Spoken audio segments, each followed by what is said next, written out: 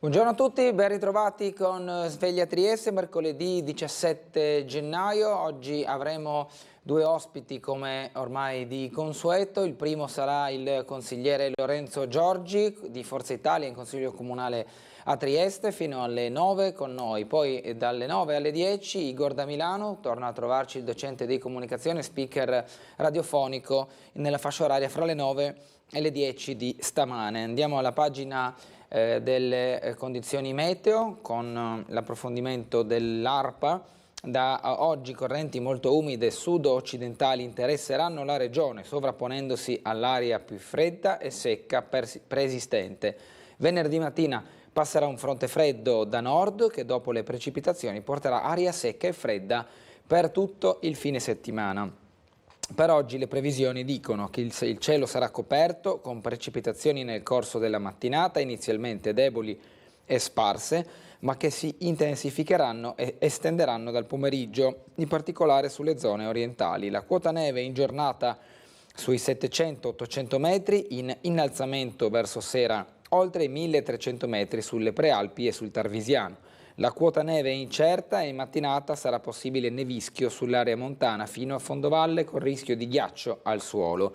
Venti da sud-ovest sostenuti in quota sulle Alpi Giulie, temperature tra i 4 e i 6 gradi le minime, 7-9 gradi le temperature massime. Il quadro non cambierà granché nella giornata di domani, giovedì 18, di notte e al mattino precipitazioni da moderate ad ovest e abbondanti a est, con quota neve attorno ai 1000 metri in Carnia e verso il Cadore, 1500 metri sulle Alpi Giulie. In mattinata per domani residue precipitazioni ad est, ma il cielo rimarrà coperto su tutta la regione, anche se nel pomeriggio non dovrebbe più piovere, possibili anche foschie, soprattutto in pianura.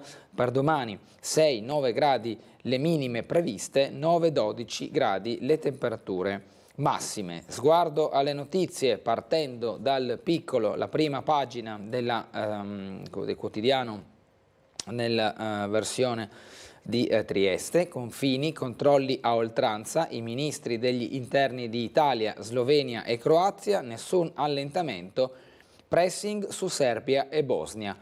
La linea è emersa al vertice trilaterale a Pinguente su migranti e sicurezza e lo vedremo all'interno nelle pagine dedicate. Arrivi raddoppiati nei territori d'oltre confine, quei clandestini spediti indietro su voli fantasma, sono proprio le pagine 2 e 3 del Piccolo che si delineano con gli argomenti in oggetto dal titolo principale. Urso incontra a sorpresa i manager di Wärtsilä, il tavolo oggi al Mimit, il Mimit è il Ministero del Made in Italy, si torna al tavolo romano per Wärtsilä, lo ha convocato ieri sera il Ministero delle Imprese e del Made in Italy, si terrà oggi alle 11:30 in modalità telematica, visti i tempi strettissimi di invito. La riunione è quella che ieri stesso ha visto confrontarsi il ministro Adolfo Urso assieme al sottosegretario Fausta Bergamotto con una delegazione di Wärtsilä a guidare la quale è sceso direttamente da Helsinki Roger Holm, uno dei due vicepresidenti esecutivi dalla Finlandia. È arrivato a Trieste. La facciata del municipio nella foto del Piccolo apre il cantiere per il restauro del palazzo municipale, opera da 4 milioni di euro. Il palazzo del municipio non gode di ottima salute, lo testimoniano le crepe, gli intonaci caduti da diversi punti del soffitto, le porte che a volte stentano a chiudersi per un cedimento al quarto piano. Poi Suez, produzione infrenata, Illy, ci sono rischi di crisi sistemica, navi bloccate nel Mar Rosso, con gli attacchi alle navi commerciali può mandare al tappeto il commercio. Poi redditi della giunta, Bini scende a 487 mila euro ma tiene ancora la vetta, a pagina 11 i redditi della giunta regionale. La legge sul fine vita, arriva il secondo stop dopo il Friuli, Venezia e Giulia, anche il Veneto dice no. E il commento nella pagina 10 dove ci sono le notizie di questo argomento, dai colpi di scena ai nuovi equilibri, la battaglia per i diritti. La corsa in discesa di Trump negli Stati Uniti con gli scenari proprio nel continente americano e in questo caso negli Stati Uniti, con le elezioni che si andranno a prospettare nei prossimi mesi. Andando poi a leggere le notizie della cronaca di Trieste: posate 13 pietre d'inciampo, fermate l'odio, è l'appello delle istituzioni e del rabbino capo di Trieste Alexandre Meloni. Palazzo Carciotti, arriva l'offerta delle generali, a pagina 21 scopriremo di più. Incendio al Silos, spento dai pompieri, migranti a rischio, invece, alla pagina 24 del Piccolo, via gli addobbi natalizi, spariti luminarie e pista di ghiaccio, come è anche giusto che sia nel rispetto delle festività. È stata abbellita la città, ma poi insomma finito il Natale le decorazioni diventano fuori luogo. Isabella a Trieste finalmente, la Rossellini sabato e domenica al Teatro Rossetti, è la prima volta in assoluto che vengo a Trieste e ho molta voglia di scoprirla. Quando Isabella Rossellini sorride, le sorridono anche gli occhi, l'arte respirata fin da bambina dai genitori Ingrid Bergman e Roberto Rossellini non poteva che portarla anche in teatro, proprio partendo da un sorriso. Sabato e domenica sarà al Rossetti con Darwin's Smile e ci sarà dunque modo per poterla vedere sul palco. Andiamo alle notizie non tanto del meteo che abbiamo già visto, ma del Corriere della Sera con la prima pagina e gli argomenti in copertina. Zaia bloccato sul fine vita, la legge veneta non passa, giustizia sì alla Camera, alla nuova prescrizione. Il governatore Zaia è una norma necessaria, vertice Meloni-Salvini, ancora stallo sulle regionali. C'è soprattutto una questione legata al nome del candidato in Sardegna, ma non soltanto, e gli alleati stanno discutendo. Ieri Gasparri di Forza Italia ha detto arriverà un candidato unico e non ci saranno litigi nel centrodestra, è normale che ci sia un dialogo sulle candidature. L'Europa che non sa difendersi, ha scritto Ernesto Galli della Loggia, le spese militari ed è l'articolo di fondo qui sulla sinistra nel commento proprio di Ernesto Galli della Loggia sui temi legati all'Europa e alla guerra. Attacco Houthi a una nave greca nel Mar Rosso, i ribelli hanno attaccato un cargo greco che stava navigando al largo delle coste dello Yemen, la nave è stata colpita da un missile. A bordo c'erano 24 uomini dell'equipaggio. Ciclone Trump, vittoria record in Iowa e Biden avverte, temo bugie infinite.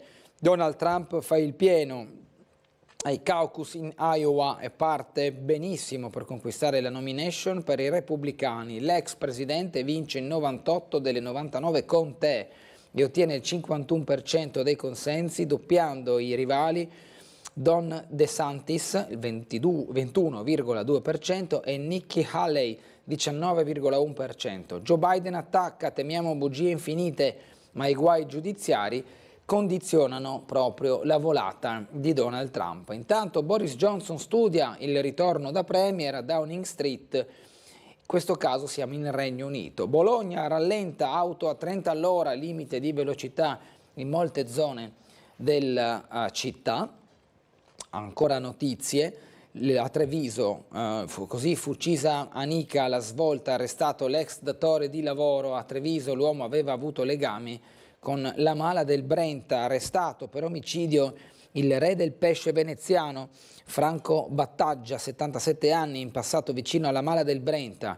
È stato lui lo scorso maggio a uccidere la sua ex domestica Anika Panfilie, 31 anni, romena, e a gettare il corpo nel Piave. Qui la foto della donna uccisa dal 77enne. La ristoratrice invece è l'interrogatorio, quei non so sulla recensione, Lucarelli contrattacca, quel cliente esiste ma non so chi sia, ha detto Giovanna Pedretti ai carabinieri che le chiedevano del post e delle tavolate in pizzeria, ma rispondendo si sarebbe mostrata incerta. Intanto Selvaggio Lucarelli difende il compagno Lorenzo Biagiarelli, è l'unico ad aver detto la verità. Il re del tonno, le intimidazioni, difendo l'azienda Callipo e gli spari mafiosi, Colpi di pistola a Pizzo Calabro contro uno degli stabilimenti del re del tonno Callipo. Hanno voluto dare una dimostrazione di forza, ha detto l'imprenditore. Cercano un accordo sul pizzo da pagare, ma io vado dai carabinieri e denuncio, difendo l'azienda e da questa terra non me ne vado, ha detto l'imprenditore. Il carisma, scrive Massimo Gremellini, guardando a Mourinho, e quindi il carisma che il portoghese ha sempre dimostrato alla guida delle squadre italiane, la Roma e l'Inter, ma anche quelle straniere. Vedi il Real Madrid e il Chelsea in particolare, più che la parentesi non fortunata del Manchester United, con l'esonero di José Mourinho dalla Roma e l'arrivo di Daniele De Rossi. E Gramellini parla proprio dello Special One e della sua carriera, anche dei suoi momenti più stravaganti, soprattutto quando aveva a che fare con la stampa. Torniamo al piccolo, abbiamo visto assieme la prima pagina, approfondiamo gli argomenti di oggi. Confini presidiati ad oltranza, la linea dei ministri d'Italia, Slovenia e Croazia, pressing su Serbia e Bosnia, tutto quello che c'è stato ed è stato concordato a Trieste è stato messo in pratica, ha affermato ieri il padrone di casa, il ministro dell'interno croato Davor Božinović. Poco più di 2 mesi fa, il 2 novembre scorso, Roma, Lubiana e Zagabria si erano infatti incontrate nel capoluogo giuliano e avevano deciso di unire le forze per formare delle pattuglie miste e istituire dei punti comuni per lo scambio di informazioni.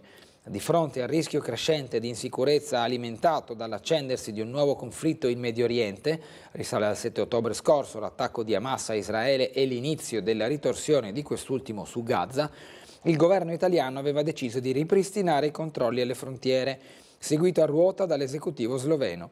Il vertice di Trieste era dunque servito a coordinare quel cambio di passo con la promessa di rendere permanenti le riunioni ministeriali, e così è stato anche con l'incontro che c'è stato a Pinguente ieri nell'Istria croata, dove i ministri dell'interno dei 3 paesi hanno confermato il proseguimento dei pattugliamenti congiunti, così come da sospensione dell'accordo di Schengen sulla libera circolazione, che da parte slovena non verrà riattivato prima del 22 giugno prossimo. Dal gabinetto del ministro Piantedosi comunicano invece che per il momento in Italia non è stata definita una data di scadenza. Altre decisioni importanti è l'ampliamento del dialogo ministeriale agli altri paesi dei Balcani occidentali, che saranno invitati al prossimo vertice il 21 e 22 marzo a Brdo pri Kranju in Slovenia, con il coinvolgimento dunque di Serbia e Bosnia sulle dinamiche legate ai confini e ai migranti. Quei voli fantasma da Zurigo che riportano indietro i clandestini. Il caso: qualche settimana fa, un mercoledì alle 11, un aereo EasyJet proveniente da Zurigo è atterrato all'aeroporto di Zagabria. L'aereo non è apparso nell'orario dei voli, la sua rotta non è stata registrata sullo schermo degli arrivi, i passeggeri non hanno superato i terminal passeggeri o atteso i loro bagagli. Dall'aeroporto Tudman di Zagabria non vogliono parlare molto. Abbiamo questi aerei, ma per informazioni più dettagliate vi preghiamo di contattare il Ministero dell'Interno, dicono. La polizia croata, che sta cercando di mantenere segreto il volo da Zurigo, risponde che il motivo è la protezione della privacy dei passeggeri e dei loro dati personali. La polizia svizzera dice la stessa cosa. Questi viaggiatori segreti, nascosti dalla polizia croata e svizzera, sono accompagnati da una dozzina di forze speciali provenienti dalla Svizzera. Dopo l'atterraggio all'aeroporto di Zagabria, nell'area di trasporto merci, vengono scortati fuori. E lì i poliziotti croati consegnano a ciascuno di loro un pezzo di carta con un indirizzo speciale. Il problema, come scrive il quotidiano di Zagabria, Jutarnji list, raccontando la vicenda, è che la maggior parte di questi passeggeri, una volta usciti dall'aeroporto di Zagabria per dirigersi dove c'è il centro di accoglimento dei migranti, semplicemente scompaiono. L'anno scorso 187 di questi passeggeri sarebbero arrivati da Zurigo. La Svizzera non è un paese dell'Unione Europea ma aderisce a Schengen. Da Zurigo a Zagabria 170 da Vienna, 183 da Monaco di Baviera, 62 da Bruxelles, 45 da Parigi, in totale ben 1 migliaio da tutti i paesi dell'Unione Europea. Si tratta di migranti che vengono rimandati in Croazia da vari paesi europei sulla base della procedura di Dublino. Questa procedura, concordata a Bruxelles, obbliga tutti i paesi dell'Unione Europea, e in questo caso la Croazia, ad assumersi la responsabilità dei migranti che attraversano illegalmente il suo confine. L'anno scorso più di 62.000 migranti provenienti da Afghanistan, Turchia, Marocco, Pakistan e Iraq sono entrati illegalmente nell'Unione Europea attraversando il confine croato, diventando così responsabilità di Zagabria. Questo scrive l'articolo con il caso dei voli sospetti e dunque anche hanno suscitato più numerose polemiche. Raddoppiati i migranti irregolari intercettati a nord della rotta balcanica, saliti da 32.000 a 60.000 i profughi fermati da Lubiana. Zagabria parla di più 40%, nuove vie studiate dai passeur. Per sfuggire ai radar i flussi si stanno spostando ora verso piccoli passi di montagna a ridosso dell'Austria. Nessun allentamento dei controlli ai valichi, la gestione triestina portata a modello, ha detto il ministro croato. Nell'operazione saranno coinvolti anche Kosovo, Albania e Montenegro. L'impegno della Premier Meloni: entrambi siamo consapevoli di come Schengen sia stata una conquista straordinaria da preservare.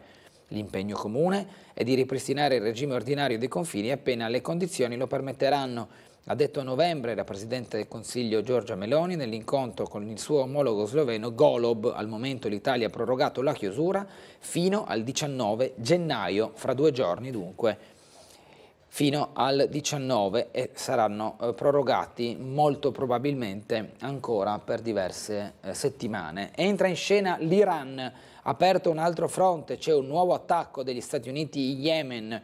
Fra lunedì e martedì le forze aeree dei Guardiani della Rivoluzione hanno lanciato missili balistici sull'Iraq e sulla Siria. Sale la tensione in Medio Oriente. Il violentissimo attacco è stato condannato anche dagli americani come irresponsabile. L'annuncio del ministro Crosetto: 100 bambini palestinesi in Italia verranno curati nei migliori ospedali. Attacchi nel Mar Rosso, una missione europea si avvicina sempre di più verso un accordo. La missione militare blustellata nel Mar Rosso si avvicina, benché i tempi restino pur sempre europei. I 27, stando a quanto sostiene una fonte diplomatica, hanno espresso un ampio consenso alla necessità di agire in modo rapido e pragmatico per proteggere gli interessi commerciali del blocco nell'area. In giornata un mercantile battente bandiera maltese, ma di proprietà greca, è stato colpito da un missile degli Houthi mentre era in viaggio verso nord. E la Shell, che è anglo-olandese, ha annunciato lo stop alla navigazione nel braccio di mare conteso. L'Unione Europea si muove con circospezione, non solo per una rapidità decisionale anni luce differente da quella di Londra e Washington.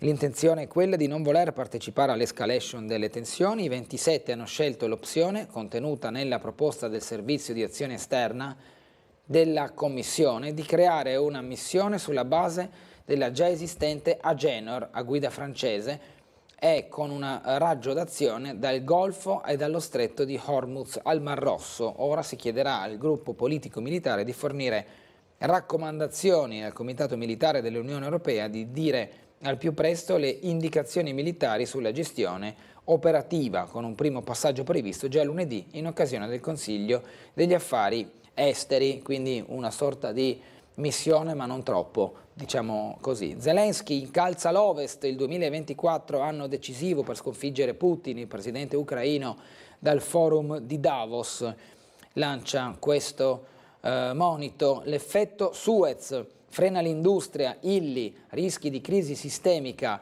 il blocco navale in Medio Oriente mette in difficoltà le imprese, i grandi gruppi temono stop alle fabbriche, Ikea ed Electrolux cercano nuove rotte per il numero 1 di Illy Caffè, sono troppe le incognite geopolitiche nel mondo. Piercarlo Fumanò qui spiega proprio la situazione nel Mar Rosso, la crisi del commercio navale che passa per il canale di Suez. Anche il gigante Shell ferma i transiti delle petroliere in Mar Rosso. In bilico 8 miliardi di export a nord-est, la voce degli artigiani, non soltanto delle industrie in questa partita. Savino, ricadute pesanti a Trieste, i costi influiranno anche sul PNRR. La sottosegretaria del MEF è preoccupata per i risvolti del conflitto, le navi cargo potrebbero puntare direttamente su Rotterdam, questo proprio per una questione economica. Nel momento in cui non viene più utilizzato il Mar Rosso e lo stretto del canale di Suez, il Mediterraneo non diventa più zona di transito ma soltanto di arrivo. Per arrivare nel nord Europa a questo punto conviene circumnavigare l'Africa e arrivare direttamente nei porti del nord Europa costeggiando Portogallo e Spagna. Questo emerge dalle nuove rotte commerciali a fronte della situazione di guerra e tensione nel Mar Rosso. L'autonomia approda al Senato, sale l'attenzione in aula e nelle piazze. Forza Italia chiede garanzie sui livelli essenziali di prestazione, i sindaci del Sud all'attacco, no alla legge Spacca Italia, Fratelli d'Italia cerca la mediazione. Manifestazioni in una trentina di città e Schlein e Conte fanno fronte comune. E qua c'è il DL Autonomia che in sintesi viene spiegato che cos'è. È una legge procedurale per attuare la riforma del titolo V della Costituzione messa in campo nel 2001. È composto da 10 articoli che definiscono l'iter legislativo e amministrativo per l'applicazione dell'articolo 116 della Costituzione per giungere a un'intesa tra lo Stato e quelle regioni che chiedono l'autonomia differenziata. Che cosa prevede? 23 materie sulle quali è possibile chiedere l'autonomia, tra queste la tutela della salute. Una o più forme di autonomia subordinate al LEP, i livelli essenziali di prestazione. I criteri per costi e fabbisogni standard definiti tramite una ricognizione della spesa storica dello Stato in ogni regione nell'ultimo triennio, una cabina di regia composta da tutti i ministri, assistita da una segreteria tecnica presso il Dipartimento per gli Affari Regionali e poi garanzie per i diritti civili e sociali.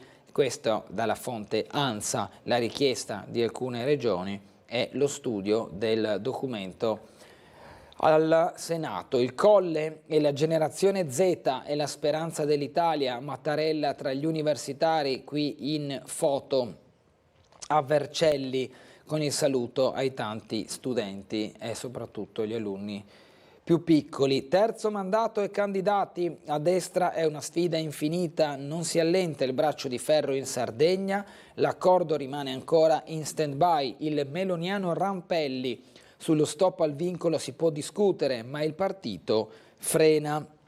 Neofascismi e allarme all'Unione Europea, occorre agire subito.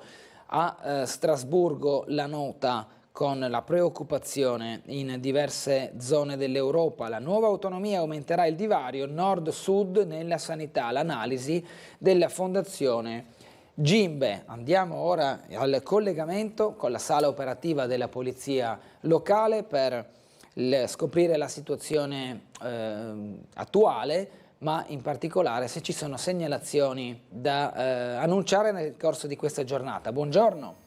Sì, buongiorno Guglielmo a lei e tutti i telespettatori. Cominciamo con il dire che la nottata appena trascorsa non ha rappresentato gravi problematiche per le nostre pattuglie, solamente interventi di routine, è stato rilevato un incidente stradale a carattere di investimento, ma niente di grave, niente di preoccupante. Quanto riguarda la giornata odierna, devo segnalare che da ieri sera c'è stato uno scoppio di una tubatura in via di Servola che adesso risulta chiusa, ripeto, via di Servola chiusa tra i civici 121 e 180. È stato istituito in loco un senso unico alternato regolato da semafori. C'è sempre un cantiere anche in Flavia Frigesi per la realizzazione di una nuova rotatoria, potrebbero esserci dei rallentamenti in zona. Per il resto del traffico, che ovviamente vista l'ora, come dico sempre, è tranquillo, scarso, il tempo non è sicuramente tra i migliori, il fondo è bagnato e quindi scivoloso, perciò come sempre predico attenzione ai conducenti, soprattutto dei veicoli a due ruote. Non abbiamo particolari interventi in atto, per il momento non abbiamo neanche altre attività in agenda che potrebbero andare a inficiare l'andamento della giornata, quindi vi restituire gli elementi. Bene, grazie commissario, buona giornata e buon lavoro. Parimenti a voi tutti. Dunque, proseguiamo con il piccolo. La Varsila si torna al tavolo romano dopo l'incontro fra Urso e l'azienda. La convocazione è arrivata per oggi, poche ore prima la riunione alla presenza dei vertici finlandesi. In primo piano l'intesa sulla proroga del contratto di solidarietà per i 300 lavoratori. Si tornerà dunque al tavolo romano per Varsila, lo ha convocato ieri sera il Ministero delle Imprese del Made in Italy, si terrà oggi alle 11:30 in modalità telematica, visti i tempi strettissimi di invito. La convocazione infatti è frutto di un'accelerazione impressa nelle ultime ore, come è stato chiaro ieri quando passate le 13 il Ministero ha fatto sapere di un incontro da poco concluso in cui si era deciso di riconvocare nelle prossime ore il tavolo sulla crisi dello stabilimento triestino della multinazionale con l'obiettivo di giungere rapidamente a un'intesa. Questo emerge proprio dal Ministero. Andiamo oltre la pubblicità per un altro importante argomento che ha avuto dibattito anche in Friuli Venezia Giulia. Fine vita affossato in Veneto, il no del Friuli Venezia Giulia, centrodestra spaccato a Venezia, a Trieste sarà discussa la petizione popolare. Ieri infatti nel Consiglio regionale in Veneto si è arrivati alla parità di voto e quindi il rinvio della legge in commissione di fatto però è una bocciatura di quella che è stata una decisione presa da Luca Zaia, un po' fatta sua, nel cercare di arrivare all'approvazione di questa legge. Il Friuli Venezia Giulia, leggiamo dall'articolo di Mattia Pertoldi, non è il Veneto geograficamente a livello di potestà statutarie, ma pure sulle scelte legate al fine vita, perché a Venezia ieri si è materializzato il rinvio in commissione, cioè la bocciatura del testo difeso da Luca Zaia, che certifica la spaccatura del centrodestra locale. Il rinvio era arrivato dopo il no ai primi 2 articoli della norma, che ha ottenuto 25 voti favorevoli, 22 contrari, compresi quelli di Fratelli d'Italia, Forza Italia e parte della Lega, e 3 astenuti. Sarebbe servita la maggioranza assoluta, cioè 26 sì su 50 presenti, ne è arrivato uno in meno e la legge è stata affossata. In Friuli Venezia Giulia invece la situazione è diversa, perché la maggioranza alla fine dello scorso anno ha compattamente votato contro la mozione delle opposizioni, appellandosi alla competenza primaria dello Stato. La proposta di iniziativa popolare dell'Associazione Coscioni verrà invece discussa nei prossimi mesi. Accomunate dunque dalla bocciatura le regioni Veneto e Friuli Venezia Giulia, sebbene le intenzioni dei partiti in queste regioni siano state differenti. A sostegno in 7.000, la mozione bocciata dal centrodestra era stata presentata da Enrico Bullian del Patto per l'Autonomia, un testo che si appoggiava su oltre 7.000 firme raccolte in Friuli Venezia Giulia, a sostegno della storica battaglia sul fine vita portata avanti a livello nazionale dall'Associazione Coscioni. Il commento: colpi di scena ed equilibri che cambiano, scrive Massimiliano Panarari. Siamo ancora in regione. Redditi della giunta, Bini giù di 430.000 euro, ma si mantiene in vetta. L'assessore azionista di riferimento di Euro e Promos stacca di netto gli altri esponenti. Al secondo posto Callari, ultima si piazza Amirante. Si parla della giunta regionale, non del Consiglio, quindi fondamentalmente degli assessori, con Bini che ha l'imponibile nel 2023 più alto fra tutti gli assessori, segue come detto Callari, poi c'è il presidente Fedriga, Riccardo Riccardi, Scoccimarro, Roberti, Zanni, Rosolen, Zilli, Anzil e Amirante, questi gli imponibili che sono frutto del lavoro privato, quindi come abbiamo visto per l'assessore Bini le sue quote nell'azienda azionista di riferimento in Euro e Promos, e per tutti gli altri valgono gli stessi criteri. C'è poi chi invece semplicemente con il reddito di assessore. Sanità, su turni e straordinari nessuna marcia indietro, il vertice fra Riccardi e i sindacati dopo lo scontro sulle risorse aggiuntive. Ci fermiamo per la pubblicità, la rassegna stampa continua dopo una breve pausa, ci vediamo tra qualche minuto.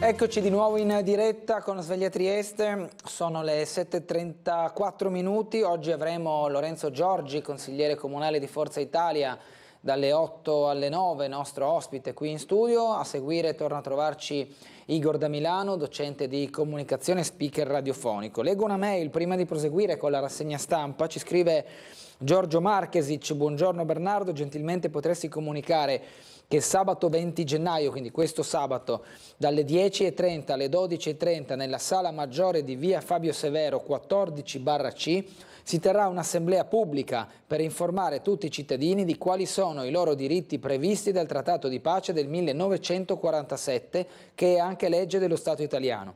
Si illustreranno inoltre delle comunicazioni inviateci dalle Nazioni Unite. Ringrazio sentitamente, scrive Giorgio Marchesic, dalle 10:30 alle 12:30, sala maggiore via Fabio Severo, questo sabato mattina per tutti gli interessati. Andiamo a vedere anche l'esplosione di quella tubatura a Servola di cui ci ha parlato poco fa il commissario De Grassi, dal video pubblicato da Trieste Prima, la testata online. Ecco qui l'acqua che esce copiosa, sono pochi secondi, ecco qua, infatti dobbiamo già rifarlo partire per chi se lo fosse perso.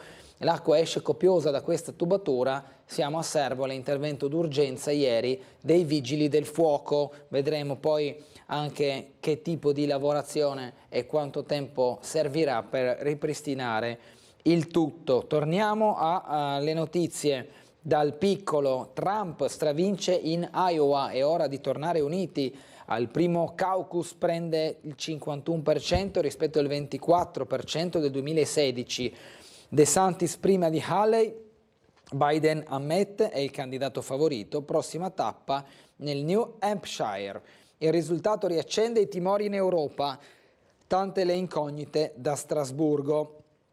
La decisione poi OpenAI vieta l'uso dell'intelligenza artificiale nelle elezioni, lotta alle fake news. OpenAI, la casa madre di ChatGPT, non consentirà che la sua tecnologia, sia per generare test sia immagini, venga utilizzata per le elezioni. Introdurrà strumenti per combattere la disinformazione in vista delle dozzine di appuntamenti elettorali nel mondo nel 2024, dagli Stati Uniti alle elezioni europee. C'è infatti un forte rischio di influenza da parte dell'informazione, non quella accreditata, ma quella generata, giusto per destabilizzare il sistema. Il trionfo prima del nuovo processo, il tycoon si difenderà sul caso Carroll, ma è incriminato in altri 4 casi penali. Le vicende giudiziarie pesano sulla campagna elettorale di Donald Trump. Appuntamenti con il Rossetti in questa pagina, ancora invece attualità. Pedretti, l'ira della famiglia, ipotesi istigazione a suicidio e la vicenda della ristoratrice morta. Si cerca di ricostruire le sue ultime ore. Al vaglio la recensione incriminata. Intanto Selvaggia Lucarelli denuncia minacce di morte ricevute sui social. Lascio X, l'ex Twitter, su un lenzuolo appeso. Stampa e televisione, rispettate la famiglia e non fatevi più vedere. La blogger dice è falso che la signora sia stata aggredita o manganellata, ha detto sui social network. Uccisa perché incinta, ergastolo al patrigno, scomparsa da 12 anni ad Acireale. La Corte d'Assise di Catania ha condannato all'ergastolo il 63enne Rosario Palermo per l'omicidio e l'occultamento del cadavere di Agata Scuto, la 22enne figlia della sua allora compagna, scomparsa il 4 giugno del 2012 da Acireale. Altro titolo: fosche previsioni sul clima, milioni di morti entro il 2050, alluvioni, incendi e ondate di calore non provocheranno soltanto perdite economiche da record, ma anche una forte perdita di vite umane. Dal forum a Davos emerge tutto ciò. Alluvioni, incendi e ondate di calore non provocheranno soltanto perdite economiche da record, ma faranno 14 milioni e mezzo di morti entro il 2050. Non c'è spazio per l'ottimismo nell'ultimo rapporto del World Economic Forum sulle conseguenze dei cambiamenti climatici. Sono destinati a mettere sotto pressione il pianeta e i governi, che vedranno la loro spesa sanitaria gonfiarsi sempre di più, sfondando per la prima volta il tetto dei 1.000 milioni di dollari. L'analisi mette a fuoco le conseguenze dei disastri naturali provocati o aggravati dal clima.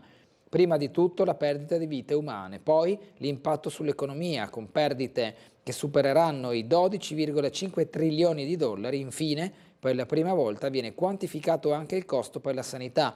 6 le principali categorie di eventi climatici analizzati: inondazioni, siccità, ondate di calore, tempeste tropicali, incendi e l'innalzamento dei livelli del mare. Valditara annuncia novità per il colloquio, countdown sulla maturità. È iniziato infatti il conto alla rovescia per l'uscita delle materie della Matura 2024 che interesserà circa 500.000 studenti, mentre il ministro Valditara annuncia qualche novità nel colloquio. Entro fine gennaio infatti saranno individuate le materie della seconda prova a partire da quelle caratterizzanti per ogni indirizzo di studio, la cosiddetta poi prova specifica in base all'indirizzo scelto. Maricoltura a Ustrine, ambiente a rischio, 1700 firme per il no.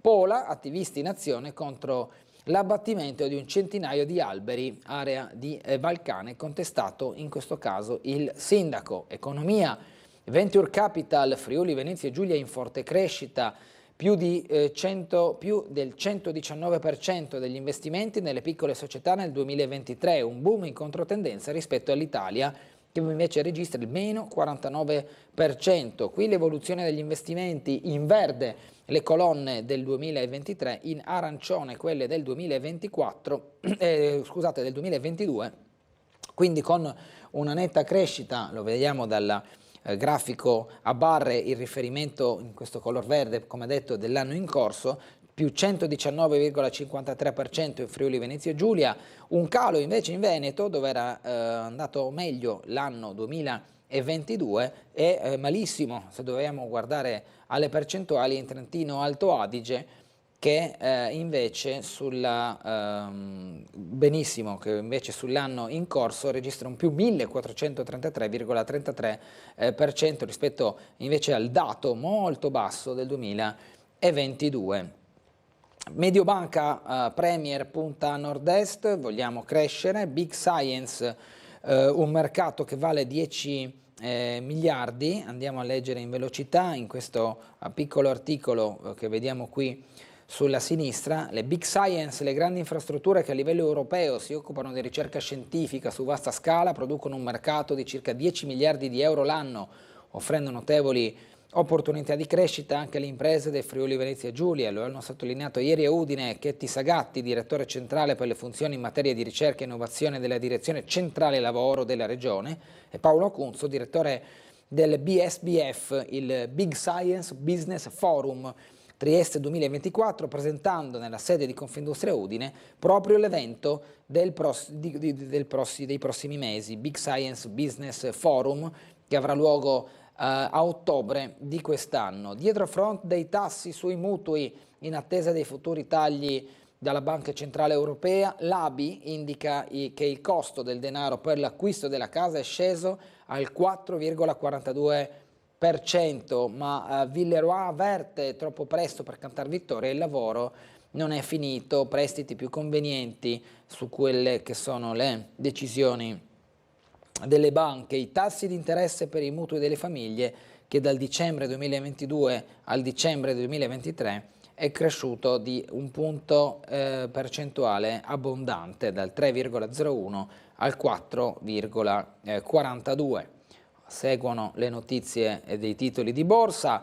Stati Uniti, raggelati rivali, The Donald è il più forte, scrive Renzo Guolo. Europee, specchietto delle allodole, invece la firma di Franco Del Campo. Andiamo alle pagine di Trieste, municipio da proteggere, parte l'operazione da oltre 4 milioni, crepe, cadute di intonaco, quarto piano chiuso, avviato l'iter per il maxi cantiere, in estate la gara per affidare i lavori, interventi a rate con trasloco del personale. A sinistra la foto della facciata del municipio in Piazza Unità. Nella foto in alto invece il crollo dei calcinacci del soffitto dello scalone interno nel novembre del 2011, c'è la foto dell'assessore comunale ai lavori pubblici Elisa Lodi. Progetto di Bruni, l'inaugurazione avvenne nel 1875, facendo un po' la storia del palazzo municipale. L'assessore Lodi puntualizza: gli unici a non spostarsi saranno il sindaco e i suoi uffici. Nel 2025 per l'edificio saranno trascorsi 150 anni dall'apertura al pubblico e necessari sono gli interventi per metterlo a posto. Le notizie in breve. Hospice pediatrico al Burlo è un'esigenza non più rinviabile a cui la Regione deve dare una risposta urgente, così il consigliere regionale Andrea Carli del Partito Democratico. Via di Servola chiusa, come abbiamo sentito, la rottura di una condotta dell'acqua ha causato l'interruzione temporanea di Via di Servola ieri sera tra le 20 e le 21 per consentire il ripristino della viabilità. Centauro a terra, trambusto, ma nessuna conseguenza troppo grave per un giovane centauro caduto senza coinvolgimento di altri mezzi ieri, poco dopo le 18, in zona Battisti, Viale 20 Settembre, Carciotti, Palazzo Carciotti, l'imminente offerta delle Generali di Piazza dovrebbe incontrare a breve il capo dell'immobiliare Mazzocco. In ballo c'è un investimento da 70 milioni di euro. La compagnia si accinge a stringere per l'acquisto dell'immobile neoclassico sulle rive. Cosa emerge da questo articolo di Massimo Greco? L'interesse della compagnia si era palesato tra settembre e ottobre dello scorso anno, ma aveva alle spalle perlomeno un anno di valutazioni. Mazzocco aveva scritto a Di Piazza per ufficializzare l'attenzione nei confronti del grande edificio neoclassico disegnato da Matteo Persch e Giovanni Righetti, chiarendo però che la quotazione comunale, pari a 14,9 milioni di euro, era considerata incompatibile rispetto all'istruttoria condotta dagli esperti del gruppo. Quindi è assai probabile che nella fatidica busta l'offerta del Leone sarà più bassa di quanto il Comune abbia stimato, dopo 2 ribassi rispetto all'originario prezzo fissato nel 2018 a 22,7 milioni di euro.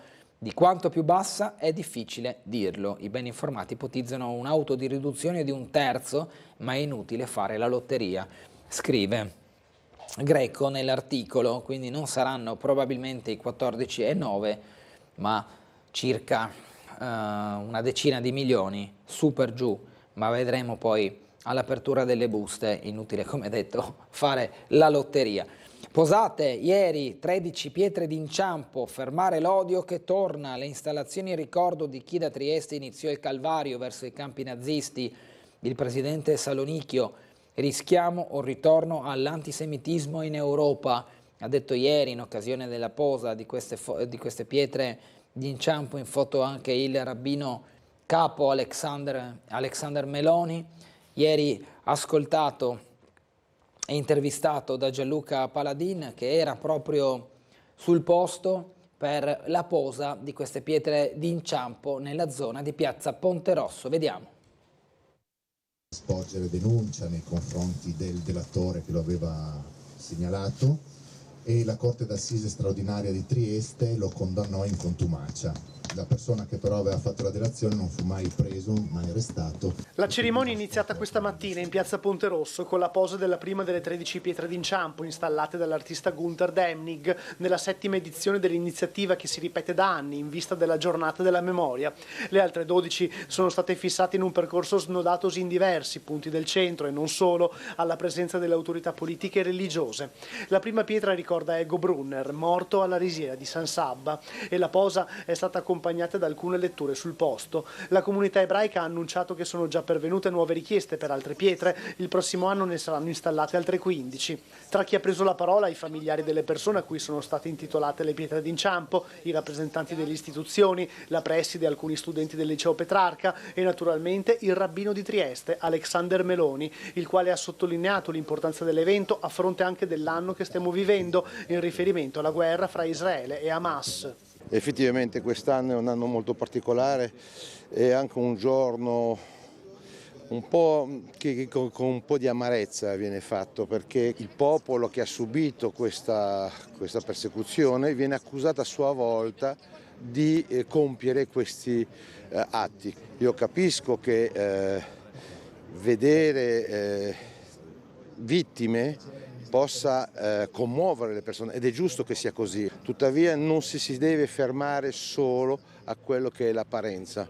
Se vogliamo evitare che si possano ripetere quello che è successo durante la Seconda Guerra Mondiale, bisogna fare una riflessione seria. Fortunatamente tramite anche la comunità ebraica si può continuare a portare avanti la lotta all'antisemitismo.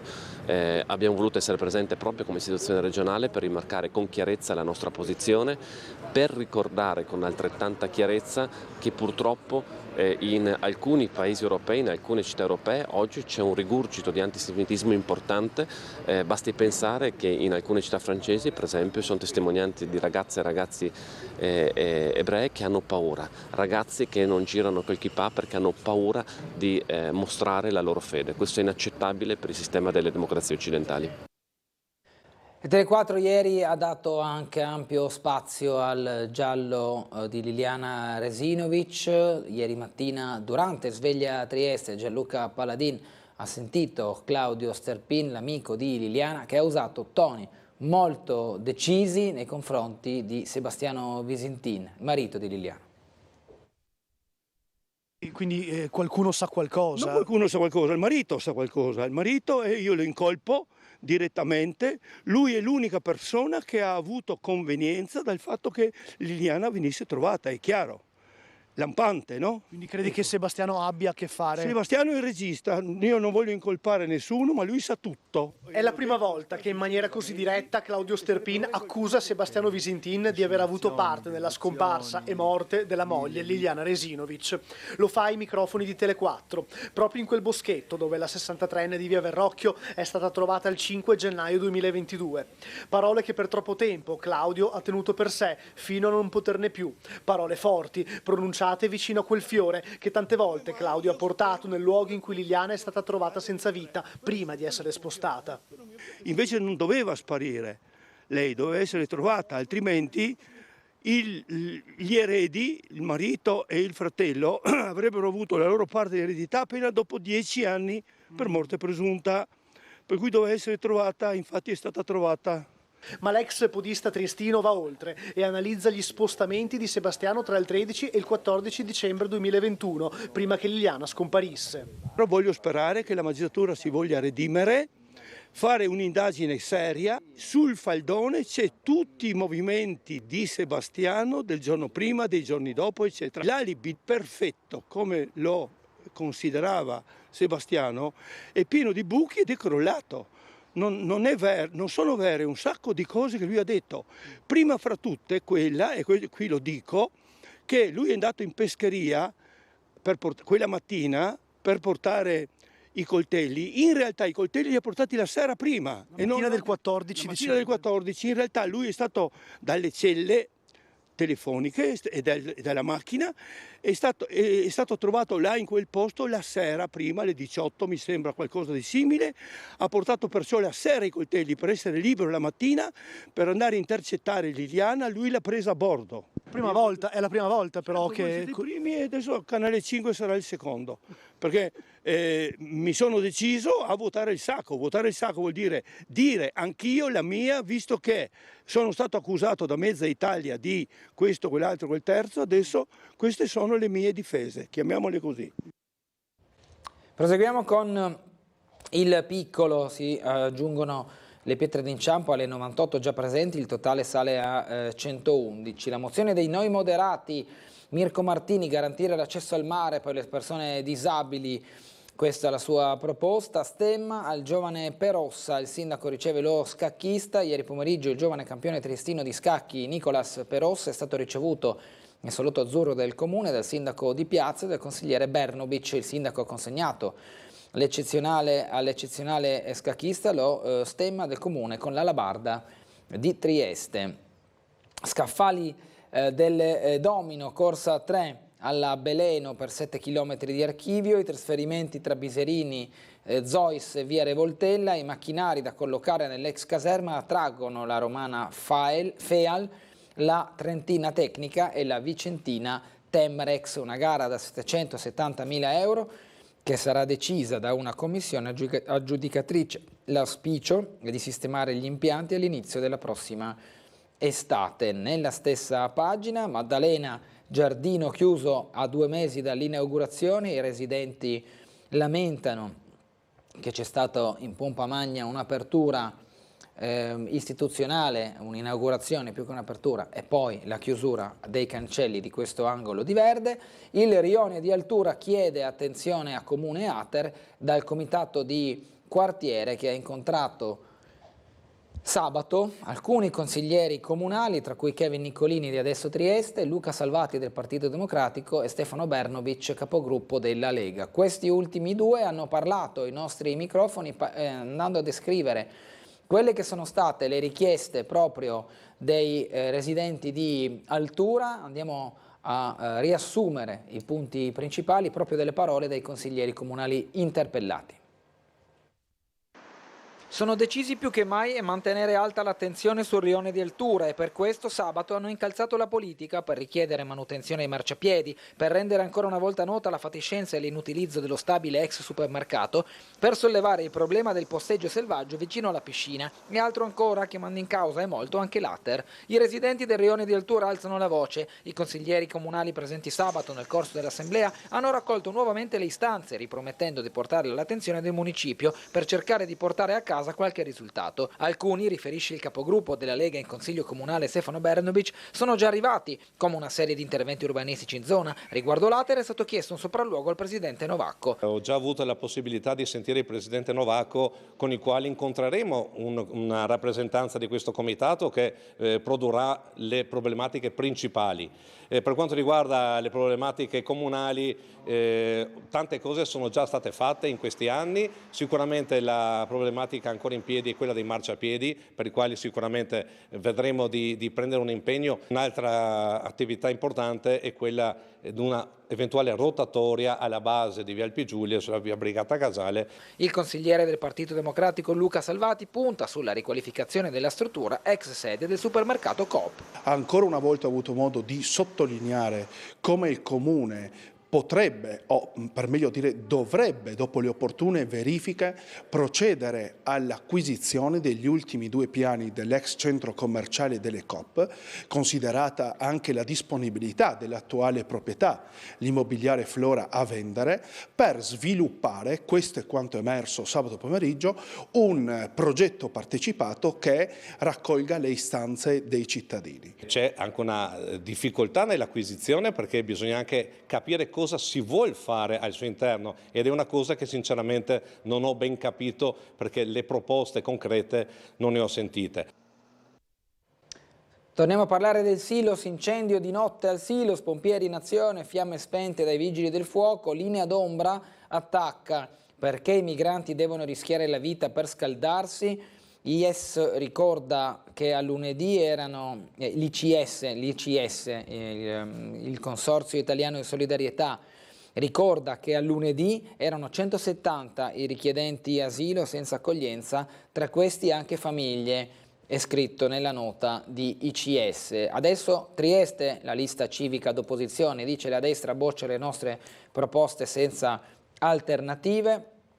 Cambiamo argomento, consultorio, soluzioni anche per il personale, l'intervento della CISL, funzione pubblica. Il giallo di Liliana, Sterpir rilancia le accuse al marito, l'abbiamo visto poco fa. Boccette con sostanza tossica, sotto sequestro 57 profumi, l'intervento della polizia locale in un negozio di via Roma. Via Abeti, luminarie e pista di ghiaccio, iniziate le operazioni di smantellamento in centro, il vice sindaco Tonel, Ponterosso ok. Per la pista di pattinaggio, anche in vista dei prossimi anni, sarà forse scelta questa location negli anni a venire. Carica batterie, gioielli, PC e anche la moglie dimenticati negli hotel. Le curiosità raccontate in questo articolo, chi ha dimenticato cosa, talvolta ci si dimentica anche della moglie.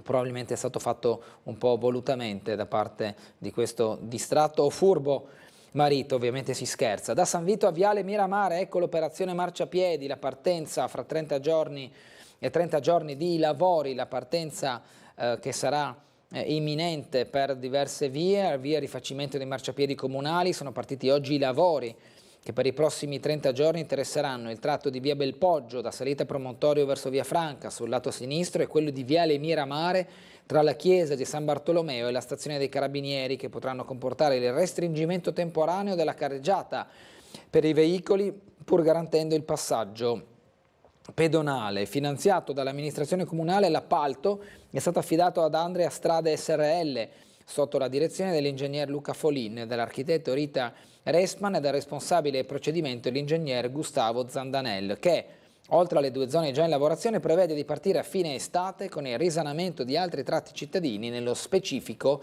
nella zona nord. In foto l'assessore Babuder.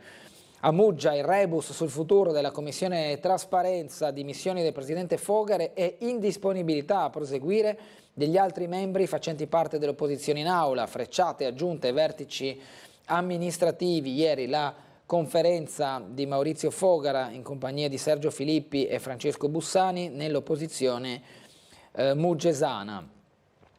Verso il voto a San Dorligo, Movimento 5 Stelle muove il primo passo, noi con il centro-sinistra.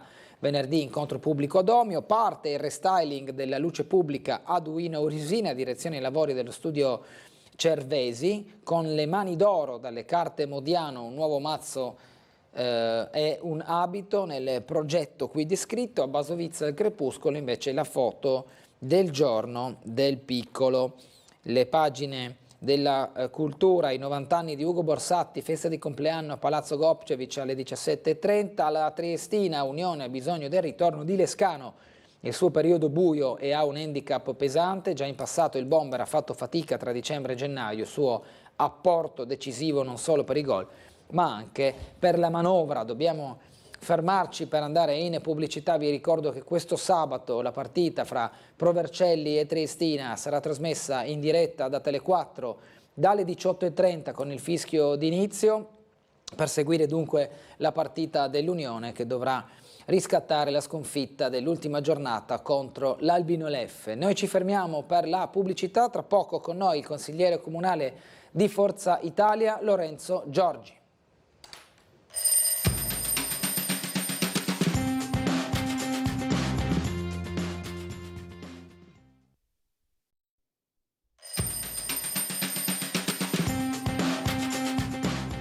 Ben ritrovati in diretta con Sveglia Trieste in compagnia di Lorenzo Giorgi, consigliere comunale di Forza Italia. Ben ritrovato Giorgi. Buongiorno, un saluto a tutti i telespettatori. Un po' di tempo che non ci si vedeva in questa sede, abbiamo subito una telefonata per lei. Buongiorno. Buongiorno, mi sente? Sì. Buongiorno Gulotta, niente, sono Maurizio, vi ho anche scritto. In Sì. proposito, volevo dire qualcosa in breve. Prego. Rispetto alla questione diciamo delle pensioni che si è parlato quando si era parlato la legge Fornero eccetera eccetera. In una campagna elettorale c'era chi adesso ha più la maggioranza, il governo, dicevo che questa cosa della legge Fornero con i vari svantaggi verrà superata. Mi sentite, no? Sì, sì. E quindi, ma adesso come si vede qua anche ha intervistato Claudio Zirigon, che è sottosegretario del lavoro, qua non è così proprio. C'è l'incalco dei contributi e quindi quando quello che è stato promesso non si avvera. Ecco, io volevo c'è l'ospite di Forza Italia, se può dirci in merito quello che pensa, quello che può dire. La ringrazio di questo. Grazie a lei Maurizio, buongiorno. Pensioni è un tema che ritorna ogni legislatura, perché c'è sempre qualcuno che ci mette mano per cercare di migliorare, poi non sempre si migliora, talvolta si creano anche situazioni alterate a livello sociale e poi i pensionati sono i primi ad alzare la voce. Giorgi. Allora, io mi confronto da tanti anni con le problematiche piccole delle amministrazioni comunali e non oso immaginare invece quello che può essere il vespaio all'interno di ministeri. Ha ragione però il telespettatore, dice è stato promesso e questo è un po' l'handicap della politica, no? Io rispetto, e l'ho sempre detto, le posizioni di tutti, chi si impegna a fare politica a qualsiasi livello, a prescindere dal partito, secondo me, anche se oggi è molto bistrattato, perché oggi si usa bistrattare, a volte anche ha ragione la politica, ma va rispettato. Quindi credo che anche questa volta chi è andato, in questo caso la maggioranza di centrodestra, a governare il nostro paese è andata con le più buone intenzioni, e poi ti scontri con quelle che sono le regole della burocrazia, le regole dei bilanci soprattutto, e la tragedia sulle pensioni che ci portiamo avanti da decenni. Se pensiamo a situazioni che pesano su di noi, che peseranno sui nostri figli, sui nostri nipoti, di quello che succedeva negli anni 70, negli anni 80, dove si andava in pensione a 35, a 36 anni, evidentemente anche il sistema pensionistico andrebbe rivisto, però restano chiacchiere da piccolissimo politico che si scontrano con quella che è la realtà assoluta di un sistema che sicuramente fa acqua, quello dell'INPS, che sicuramente andrebbe rivisto e che sicuramente fa poi arrabbiare il pensionato, perché alla fine giustamente il pensionato dice però alla fine, al di là della promessa, io ho lavorato tutta la vita, ho versato, ho fatto chi lavoratore pubblico, chi lavoratore dipendente, chi lavoratore autonomo, per cui ho fatto dei sacrifici e non mi trovo assolutamente poi con un riconoscimento congruo di quello che è stato il mio impegno. Però qui io ormai sono tanti anni, perché quando ho iniziato a fare questa mia passione di volontariato nelle amministrazioni pubbliche, perché questo si tratta alla fine, al di là di qualche piccolo periodo dove magari fai l'assessore e quindi lo fai a tempo pieno, io mi rendo sempre più conto di quanto sia complicato affrontare la quotidianità. E quindi poi la gente deve, secondo me, imparare che sì, le promesse ci sono, i politici devono imparare ad essere più cauti quando le fanno, ma poi bisognerebbe cercare di lavorare anche assieme, no? Però sai, non si lavora assieme magari sul buco in strada, in comune, come si fa a lavorare assieme a livello nazionale. Per cui concordo con le preoccupazioni e con le perplessità del telespettatore, ma non ho la formula magica per risolvere. Ho la consapevolezza che è davvero complicato. Abbiamo le immagini di Servola, le avevamo fino a un attimo fa, dove Gianluca Paladin si è diretto questa mattina a seguito della rottura di quel tubo di cui vi abbiamo dato informazione prima con il commissario De Grassi, poi anche con il video che vi abbiamo fatto vedere da Trieste prima. Andiamo da Gianluca Paladin. Buongiorno Gianluca, sotto la pioggia vedo. Sì, è appena cominciato a piovere un po' più forte, ma per ora nulla di particolarmente disagevole, insomma. Siamo a Servola, in via di Servola, e come avete visto già dalle immagini di Franco Torricella, ecco il cratere che per i lavori è stato allargato per permettere il ripristino della tubazione saltata. La tubazione saltata dove c'è la parte grigia che vedete, il pezzo di metallo a coprire il buco che di fatto è scoppiato ieri nel tardo pomeriggio, provocando degli allagamenti. Ho già parlato ovviamente col capocantiere. Questo è un cantiere che era già previsto per manutenzione nella rete idrica, però diciamo che la vetustità dei materiali di cui sono composti i tubi e altre problematiche hanno accelerato il processo, e quindi insomma prima dell'intervento previsto il tubo è scoppiato. Nessuno è senza acqua in questo momento, l'acqua è stata chiusa per precauzione proprio per riuscire a fare l'intervento iniziale dei Vigili del Fuoco ieri nella tarda serata. Poi l'acqua è stata ripristinata, il servizio idrico è presente per tutte le case, tutti i condomini qui attorno a noi, però dovrà essere chiuso di nuovo il servizio quando si tornerà a operare. Adesso invece gli operai stanno valutando se proseguire con i lavori, perché a causa del meteo, la pioggia e questa situazione meteo insomma non garantisce la prosecuzione dei lavori nella maniera migliore forse, quindi si sta valutando se proseguire o meno. Comunque sia, i cittadini dovranno anche essere avvisati 48 ore prima qualora si torni a chiudere l'acqua, perciò insomma ci sono da rispettare ovviamente anche queste normative. Motivo per cui qui è stata disposta una viabilità alternata con semaforo per permettere alle persone di darsi il cambio nel turno di marcia. Infatti c'è chi rimane fermo aspettando che diventi verde il semaforo e poi può passare, e viceversa dall'altro lato della strada. Sono stati apposti ovviamente i cartelli che indicano i lavori in corso, proprio perché non sappiamo quando i lavori veri e propri riprenderanno. Non possiamo dire quanto durerà ancora questo cantiere, però insomma la riparazione del tubo c'è stata immediatamente immediatamente, cioè il tubo è riparato, quindi il danno è stato riparato immediatamente, questo lo possiamo già dire, dove si vede appunto la variazione di colore con la nuova parte metallica in grigio a coprire il danno. Adesso bisogna aspettare per tutto il resto. Per il momento la viabilità, ripeto, è alternata, dovendo aspettare il proprio turno con il semaforo. La gru è in posizione, gli operai sono qui vicino anche ad aiutare nel dirigere il traffico, che come vedete c'è qui a Servola almeno la mattina presto, immagino per i pendolari che vanno al lavoro, la gente che si sposta. Poi nel resto della giornata sappiamo che il rione è meno frequentato, però la mattina sicuramente un piccolo disagio per questa nuova viabilità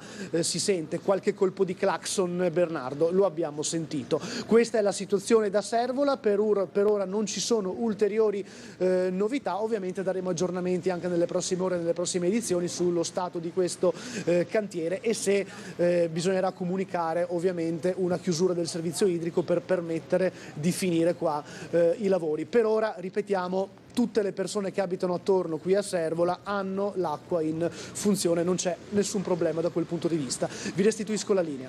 Grazie Gianluca, viene da dire piove sul bagnato, almeno sì, vista. Beh, i colpi di clacson esatto. sono per salutare gli amici sì, che seguono certo. Sveglia Trieste, indubbiamente. Per salutare il consigliere Giorgi, no, beh, quello che no. sanno essere in studio.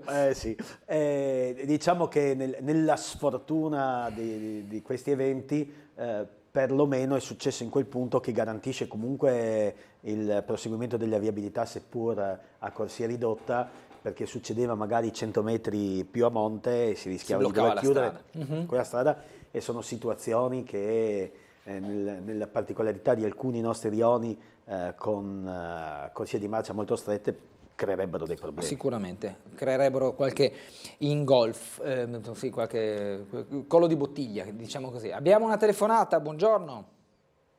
Buona giornata carissimo conduttore, dottor Bernardo, e l'amico consigliere Lorenzo Giorgi. Sono Claudio Visentini. Buongiorno Claudio. Buongiorno Claudio. Buongiorno a tutti e due carissimi amici. Chiedo Lorenzo, prego, a che punto è l'agognata la barda sotto San Giusto da questi schermi più e più volte richiesto, che va riqualificata con sassi rossi e bianchi come in Viale Miramare? Uno. Poi cosa può fare lui affinché l'eccellente centro prelievi dell'ospedale Maggiore rimanga al servizio sanitario regionale? È stato paventato di dare alle cooperative private. Sì. Dopo che hanno chiuso quello di Catinara, e Giorgi sa qualcosa, che è stato aperto uno centro privato a Melara, di nuovo siamo punto e a capo.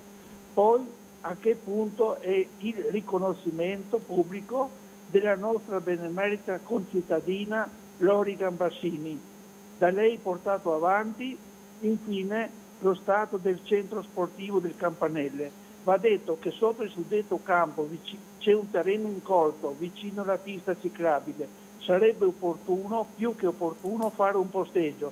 Così uno arriva, posteggia la macchina e procede in bicicletta magari fino in Slovenia. Sì. Grazie per le risposte, caro Lorenzo. Grazie Claudio Visentini. Prego. Allora parto dall'ultimo, così poi mi ricordi le altre.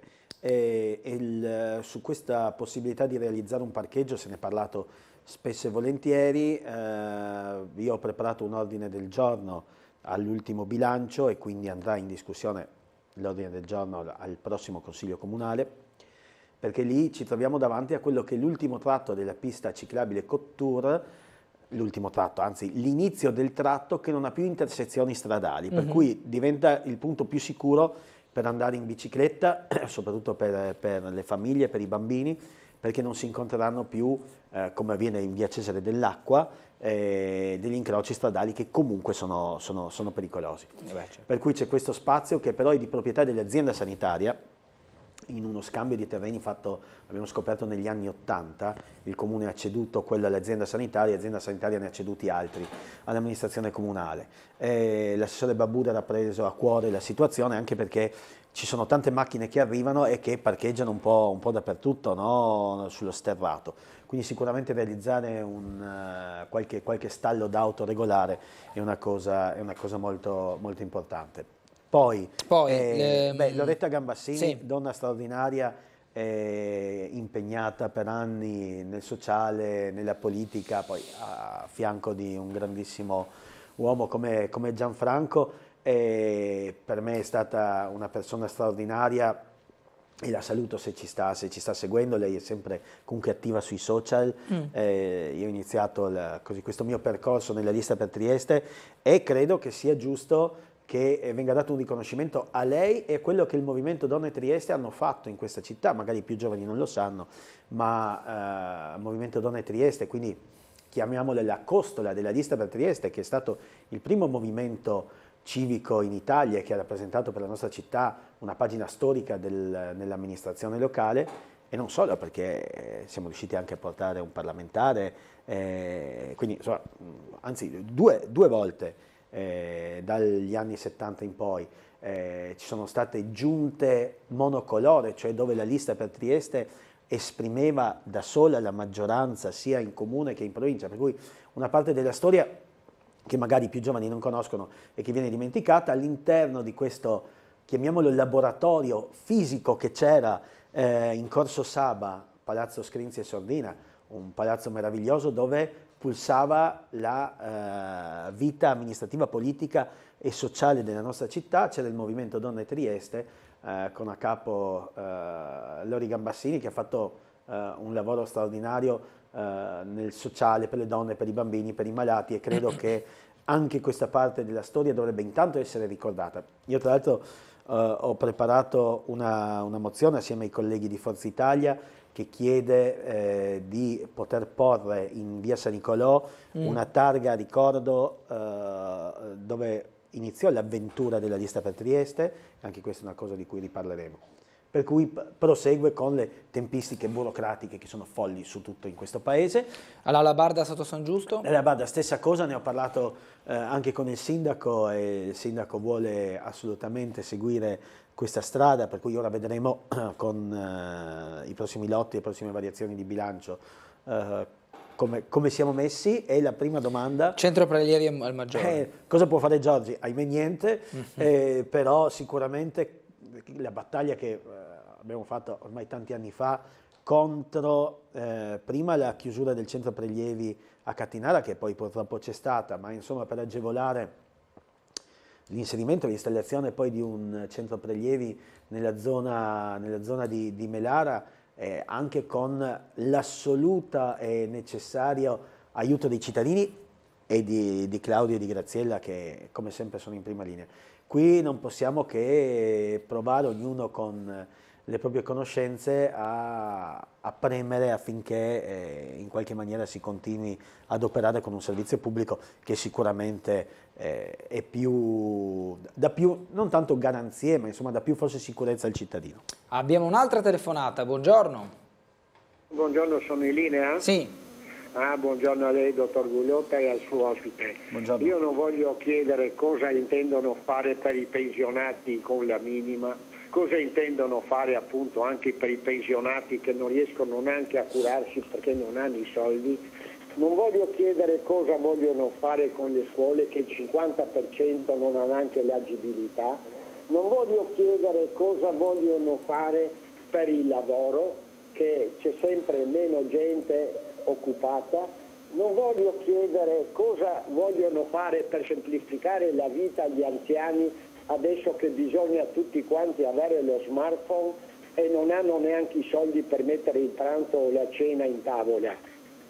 Non voglio chiedere cosa vuole fare con la burocrazia. Io voglio chiedere solo una cosa e desidererei una risposta. Cosa intende fare con l'onestà nei riguardi del territorio libero di Trieste? Non mi tiri fuori per favore, perché se no stiamo qua fino a stasera a discuterne. Non mi tiri fuori anche la sentenza di Cassazione, perché nella sentenza di Cassazione hanno scritto che il territorio libero non è mai esistito. Allora lei, che penso sia una persona intelligente, mi spieghi come mai il territorio libero non è mai esistito, ma abbiamo il commissario di governo che stende i punti franchi dove fa comodo a qualcuno. Mi spieghi come mai abbiamo la richiesta dell'allegato ottavo se il territorio libero non esiste. Mi spieghi come mai Ili, Pacorini, Sammer e via e compagnia cantando lavorano con il trattato di pace. Ecco, questo vorrei. E mi dica perché non fate pressione verso il commissario che ha preso l'incarico, perché è il rappresentante del governo che ha l'amministrazione civile provvisoria del territorio libero di Trieste, che ha tutti quelli che sono i diritti derivanti dal trattato di pace. La politica non ha solamente rovinato l'Italia, perché un paese come l'Italia, che ha tutto per poter star bene, non ha le materie prime, ma quello che la gente cerca, il turismo, ha tutto, bellezze naturali, artistiche, storie, enogastronomia, ha tutto. Tutto il mondo, quando vorrebbe fare una settimana di ferie, vorrebbe venire in Italia.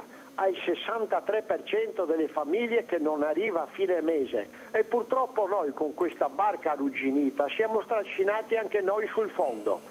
Allora mi dica perché ci sono mille cose che fanno vedere che il territorio libero esiste e viene negato tutto quanto. Ok, grazie Fulvio, grazie. Ringrazio Fulvio a cui tranquillizzo e risponderò, se vuole rispondo anche su altre tematiche. Abbiamo tante non vuole mail risposta, anche, ma rispondo visto che Giorgi rappresenta anche una parte politica, rispondo con una risposta politica e non scendo nel tecnico dove assolutamente ci sono stati confronti, posizioni, idee diverse fra chi continua oggettivamente in piena libertà democratica a promuovere la possibilità del territorio libero di Trieste.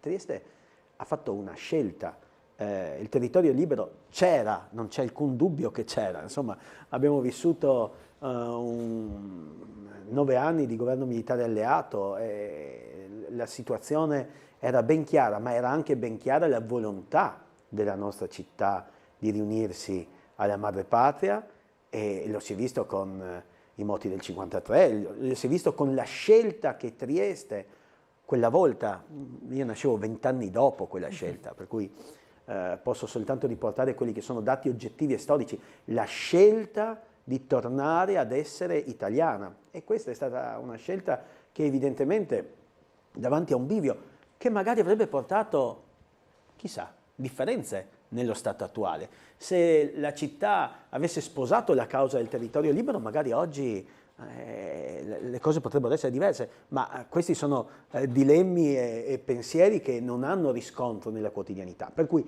la città compatta al 90% ha scelto di tornare ad essere italiana. Da quel momento è iniziato un percorso che di fatto ha portato ad accantonare quella possibilità che c'era, che potrebbe essere anche prevista sulle famose carte, che non è una battuta, ma che può essere prevista a tavolino, ma che oggettivamente, non lo dice Giorgi che non ha le conoscenze tecniche, ma lo dicono giuristi, lo dicono avvocati, come ci sono quelli che, come il signor Fulvio, la pensano diversamente, che oggi non può essere rimesso in piedi, ma che forse non vuole nemmeno essere rimesso in piedi, perché se andiamo poi a vedere i dati oggettivi, chi promuove il territorio libero di Trieste nel 2021, le ultime elezioni, si è presentato alle elezioni con diversi movimenti e partiti, ma non ha mai ottenuto una maggioranza tale da far pensare alla classe politica, alla città tutta, all'Italia che c'è una volontà vera. C'è ed è rispettata la volontà di una parte dei cittadini, ma che probabilmente non è quella che rappresenta la maggioranza degli stessi. Allora, andiamo a leggere un paio di mail velocemente. Servola, numero 15 di via Pitacco, fino all'incrocio via San Lorenzo in Selva, hanno messo il divieto di posteggio per lavori. Inoltre hanno deviato la linea 8 togliendo il bus da via Pitacco. A tuttora i lavori non sono ancora iniziati e il bus non passa sulla via da 2 giorni. Mi chiedo, la strada non dovrebbe essere chiusa un giorno prima dei lavori, non creando problemi agli abitanti? Forse proprio per via delle piogge hanno ritardato l'inizio dei lavori, non lo so, però onestamente questa è la situazione che ci descrive Nevio. Ok, Nevio, magari sentiamo gli uffici, ovviamente poi il fatto successo ieri con lo scoppio della tubatura lì in zona ha sicuramente rallentato tutto e magari procrastinato quelli che erano... I rioni a Trieste sono dimenticati dalla politica se non durante le elezioni, ci scrive un telespettatore che aggiunge: quale futuro per l'ex gasometro Broletto?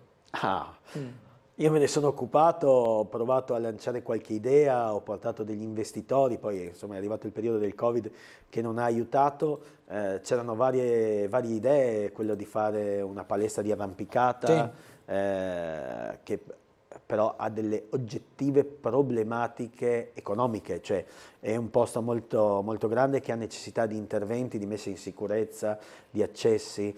Esistono però delle situazioni a Vienna piuttosto che a Roma che sono similari, ovviamente in contesti molto più grandi, che sono similari al nostro gasometro e che sono stati in qualche maniera recuperati come spazi adibiti allo spettacolo piuttosto che al turismo.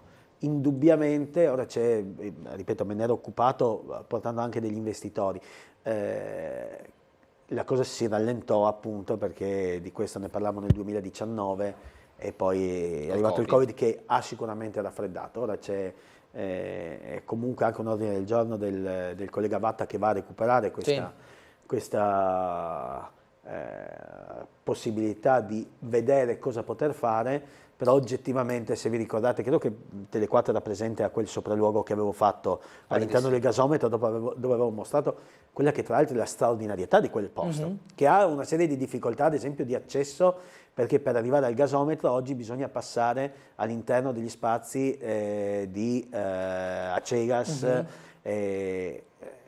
zona tra l'altro area di lavoro, quindi senza un accesso diretto, tutta una serie di problematiche. Sicuramente può essere un bel sogno recuperarlo, ma oggettivamente oggi è complicato. Abbiamo un'altra telefonata che sentiamo prima della pubblicità. Buongiorno. Buongiorno. Prego. Volevo innanzitutto, anche se in ritardo, buon anno, perché non riuscivo a prendere la linea. Volevo chiedere una cosa. L'asilo appena fatto, l'asilo nido, a Roiano, il posto della scuola, della polizia, no? Sì, sì. Volevo chiedere, è tutto finito, manca solo il verde? Sì. Però perché non si possono iscrivere i bimbi già per settembre di cioè per il 24-25 per l'anno scolastico? Mi hanno detto che non sono state fatte le graduatorie, il concorso, insomma, per gli insegnanti e tutti non so, i bidei, queste robe qua. E dovrebbero farlo, voglio dire, se manca solo il verde, perché lì c'è veramente un grosso problema di asili nido. Mio figlio porta il bimbo, deve portarlo fino a Cologna. Sì, certo. E visto che manca solo il verde, voglio dire, sarebbe una cosa utile. Assolutamente sì. Ok, ne parliamo adesso, signora. Grazie tante, buona giornata a tutti. Grazie a lei, grazie buona giornata. Abbiamo vedo un anche movimento. Gianluca Paladin, non ci dimentichiamo di Roiano, assolutamente. Abbiamo Gianluca Paladin che credo sia ad altura. Se mi sente Gianluca, io dovrei andare in pubblicità, così al rientro possiamo darti la linea.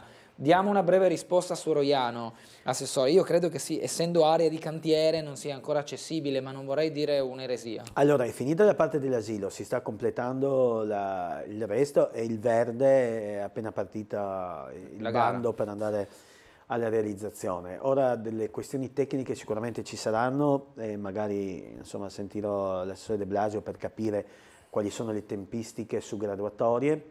Lì ovviamente, inutile che ci raccontiamo, sembrava una storia infinita che finalmente sta finendo.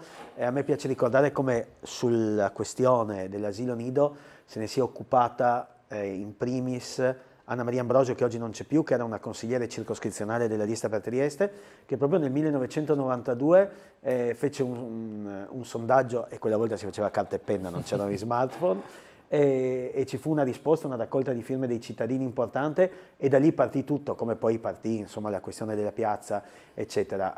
Alla signora magari, se poi abbiamo il numero, potremmo dare una risposta dopo che sentiamo gli uffici per quello che riguarda le graduatorie, fermo restando la necessità di capire appunto sicurezza, accessi rispetto a quello che è il parcheggio e le aree verdi. Dunque andiamo in pubblicità, al rientro avremo Gianluca Paladin che si è diretto verso Altura, dove già oggi anzi ieri nel corso del telegiornale avevamo dato conto dell'incontro tra i residenti e il comitato e alcuni consiglieri comunali. Le richieste le scopriremo tra poco, non sono veramente nuove, ma quelle di maggiori servizi, maggiori manutenzioni, chiamando in causa anche l'Ater. In questo caso però saremo noi con i cittadini di Altura. Ci vediamo tra poco dopo la pubblicità.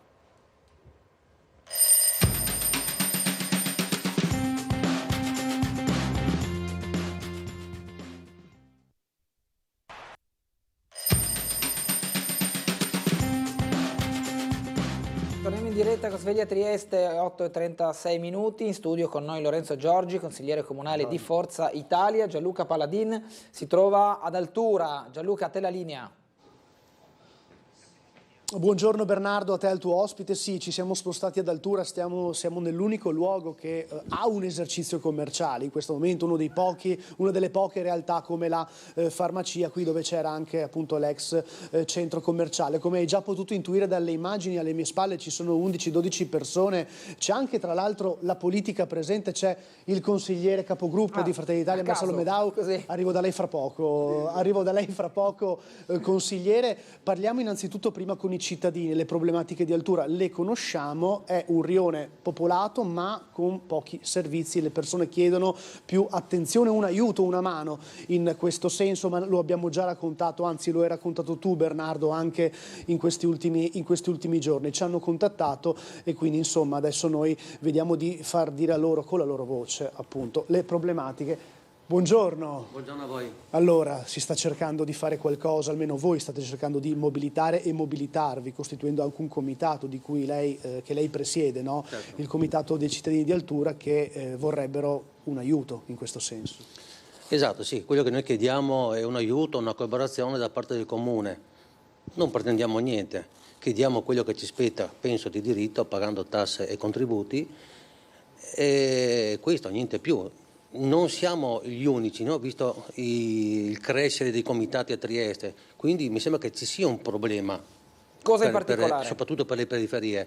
Quindi noi chiediamo che il Comune, qui anche l'Ater, si metta una mano sulla coscienza e venga a vedere cosa abbiamo qua. Chiede anche Bernardo da studio qual è l'urgenza magari, cosa in particolare, se dovesse proprio scegliere. L'urgenza diventa anche individuale, no? da varie persone, però sicuramente esercizi commerciali, un supermercato, io so che è un mantra ormai questo supermercato, però questo è, in tutti i rioni abbiamo una posta, questo è l'unico rione che non ha una posta a Trieste, l'unico rione. Un supermercato o qualcosa del genere, insomma un qualsiasi aiuto che possa portare il rione ai pari degli altri. Grazie Massimiliano. Grazie a voi. Stiamo sull'argomento sentendo anche gli altri. Bernardo Signora, lei per esempio che abita qui da 44 anni. Quindi insomma ne ha vista di acqua sotto i ponti passare. E di più, sì, infatti. Io, a parte il supermercato, il disagio per arrivare qua, i marciapiedi che sono un disastro, io parlo proprio delle case di Altura. Comunale, abbiamo freddissimo, abbiamo in casa 17 gradi. Le pulizie non vengono fatte, la manutenzione degli stabili non viene fatta, la pulizia dei giardini, del verde, tutto è un disastro. Paghiamo le pulizie delle aree esterne, paghiamo tutto, ma non viene fatto niente. Siamo costretti a pulirci da soli le cose, a scoppare un po' per terra, a tirar su un po' di immondizia che c'è, che qualche volta è anche un po' colpa nostra, che magari non stiamo attenti se ci cade qualcosa che lo tiriamo su, però veramente le pulizie non vengono fatte. Ci sono fuori cartelli nei vari stabili delle giornate che devono venire a pulire tutto, non vengono. Adesso hanno cambiato ditta, il riscaldamento 14 e 17 gradi in casa. Cioè, chiamiamo l'Ater, chiamiamo la ditta che fa, la ditta appaltatrice ha dato in appalto, la quale che ha preso l'appalto ha dato in subappalto e noi abbiamo freddo. È un bel elenco quello che mi ha fatto, signore, in effetti. Lei si ritrova nella sua... Le sue perché siamo praticamente vicine di palazzo, di condominio, quindi gli stessi problemi suoi. Pulizie e ratti dappertutto, le strade non so l'ultima volta che sono venuti a pulire, poi questi giorni con la bora non le dico cosa c'era, il riscaldamento, insomma. Quindi principalmente Ater. Uguali. Grazie signora, giro intorno alla zona anche per sentire altri signori. Beh, mi fermo da lei. No, vado avanti. Vado avanti. Avanti. Mi fermo da lei. Mi indicano lei, quindi mi sa che lei ha qualcosa da dire anche lei, perché condivide le questioni che ha appena ascoltato. Sì, diciamo che qui ad Altura siamo portatori di diversi problemi Ater, problemi del supermercato, problemi Pineta di Barcola. Io mi occupo dei problemi del supermercato e dei posteggi di questa realtà che ha creato molti problemi da 7 anni a questa parte, da quando il nuovo proprietario ha acquisito questo immobile. Il problema qual è?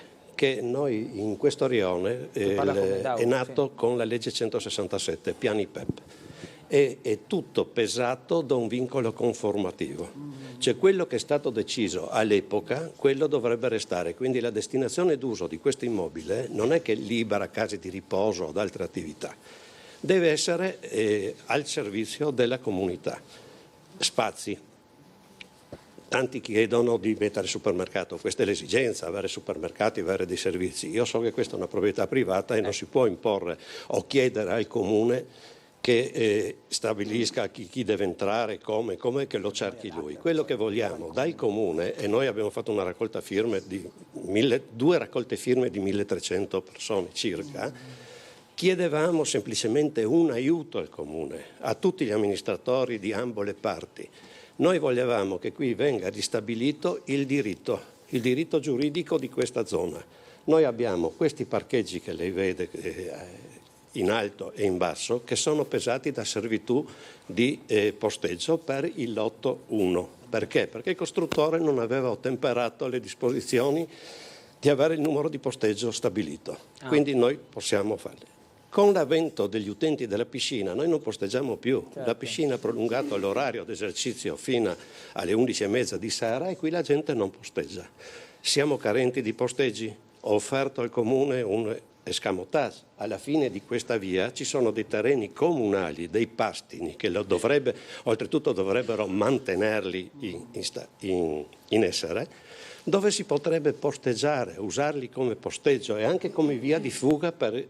Invito a considerare queste... Li ho già invitati. Mi hanno risposto che tutti i parcheggi della zona sono di proprietà comunale e lì si è fermata la protesta perché dovevo intervenire con un avvocato e con un geometra perché bisogna certificare queste cose. Io le ho certificate, ma l'avvocato ha detto sì, non mi basta il suo parere, devo avere il parere di un professionista. Allora aspetti, fermi qua un attimo, perché a questo punto vado un attimo da Laura Palutan, consigliera della Presidente di circoscrizione. Allora, ha sentito, no, quello che abbiamo già appena raccontato, immagino che lei conosca ovviamente queste istanze. Non ero presente all'ultimo incontro, ma semplicemente per una comunicazione su Facebook alla quale io non avevo fatto caso e per cui mi perdono appunto se non ero presente. Siamo presenti come circoscrizione da sempre noi su Altura. E fra l'altro una cosa che ci tengo anche che venga detta, su Altura c'è un'importante struttura che sono le micro aree habitat, penso che ormai le conosciate tutti,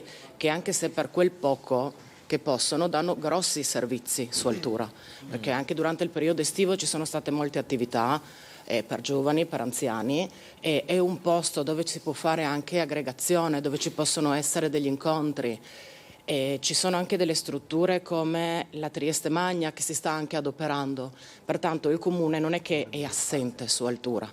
Sento ci sono grossi problemi, non ci sono dei negozi e quant'altro, l'abbiamo già detto più volte anche con i colleghi, abbiamo anche Marcello qui vicino che ci ha dato supporto in questa mattinata. Il Comune non può intervenire per far costruire o per chiamare un privato nell'adozione di un nuovo centro commerciale piuttosto che un'altra struttura lavorativa, però noi ci siamo per quello che è possibile e fra l'altro chiamate anche la circoscrizione, direttamente, noi siamo sul posto, io oggi sono corsa volentieri qui da voi per dar voce alla nostra presenza e appunto non dimentichiamo il grande lavoro che fa Microaree Habitat, che sono Comune, Asugi e Ater nella stessa struttura. Importante il ruolo delle circoscrizioni, l'abbiamo sempre detto, perché mantengono un collante vivo tra le istituzioni e ovviamente il cittadino. Però, consigliere Medau, si può fare qualcosa? È vero, non si può costringere nessuno ad acquistare terreni, ovviamente mettere su supermercati, però si può incentivare in qualche modo l'interesse per quest'area? Cioè, cosa può fare il Comune per fare in modo che il Rione, insomma, abbia un'accelerazione in questo senso? Innanzitutto saluto in studio, saluto Bernardo, saluto Lorenzo. Buona giornata a tutti. Allora, io solo una piccola premessa. Ho sentito la signora che si lamentava prima del riscaldamento, del taglio delle erbe, insomma, della sistemazione del giardino. Io volevo solo sottolineare il fatto che, ed è importante, non è una peculiarità questa, il fatto che questo lavoro aspetta ATER, il Comune. È come fossero due cose ben diverse. Tante volte si fa confusione, no? Quindi il Comune nulla a che vedere con la sistemazione la pulizia delle strade all'interno degli edifici ATER, il taglio della sistemazione dei giardini. È ovvio, si può mandare una mail, si può sollecitare, questo sì, però effettivamente è come fosse un'altra famiglia, no? È giusto sottolineare questo fatto qua.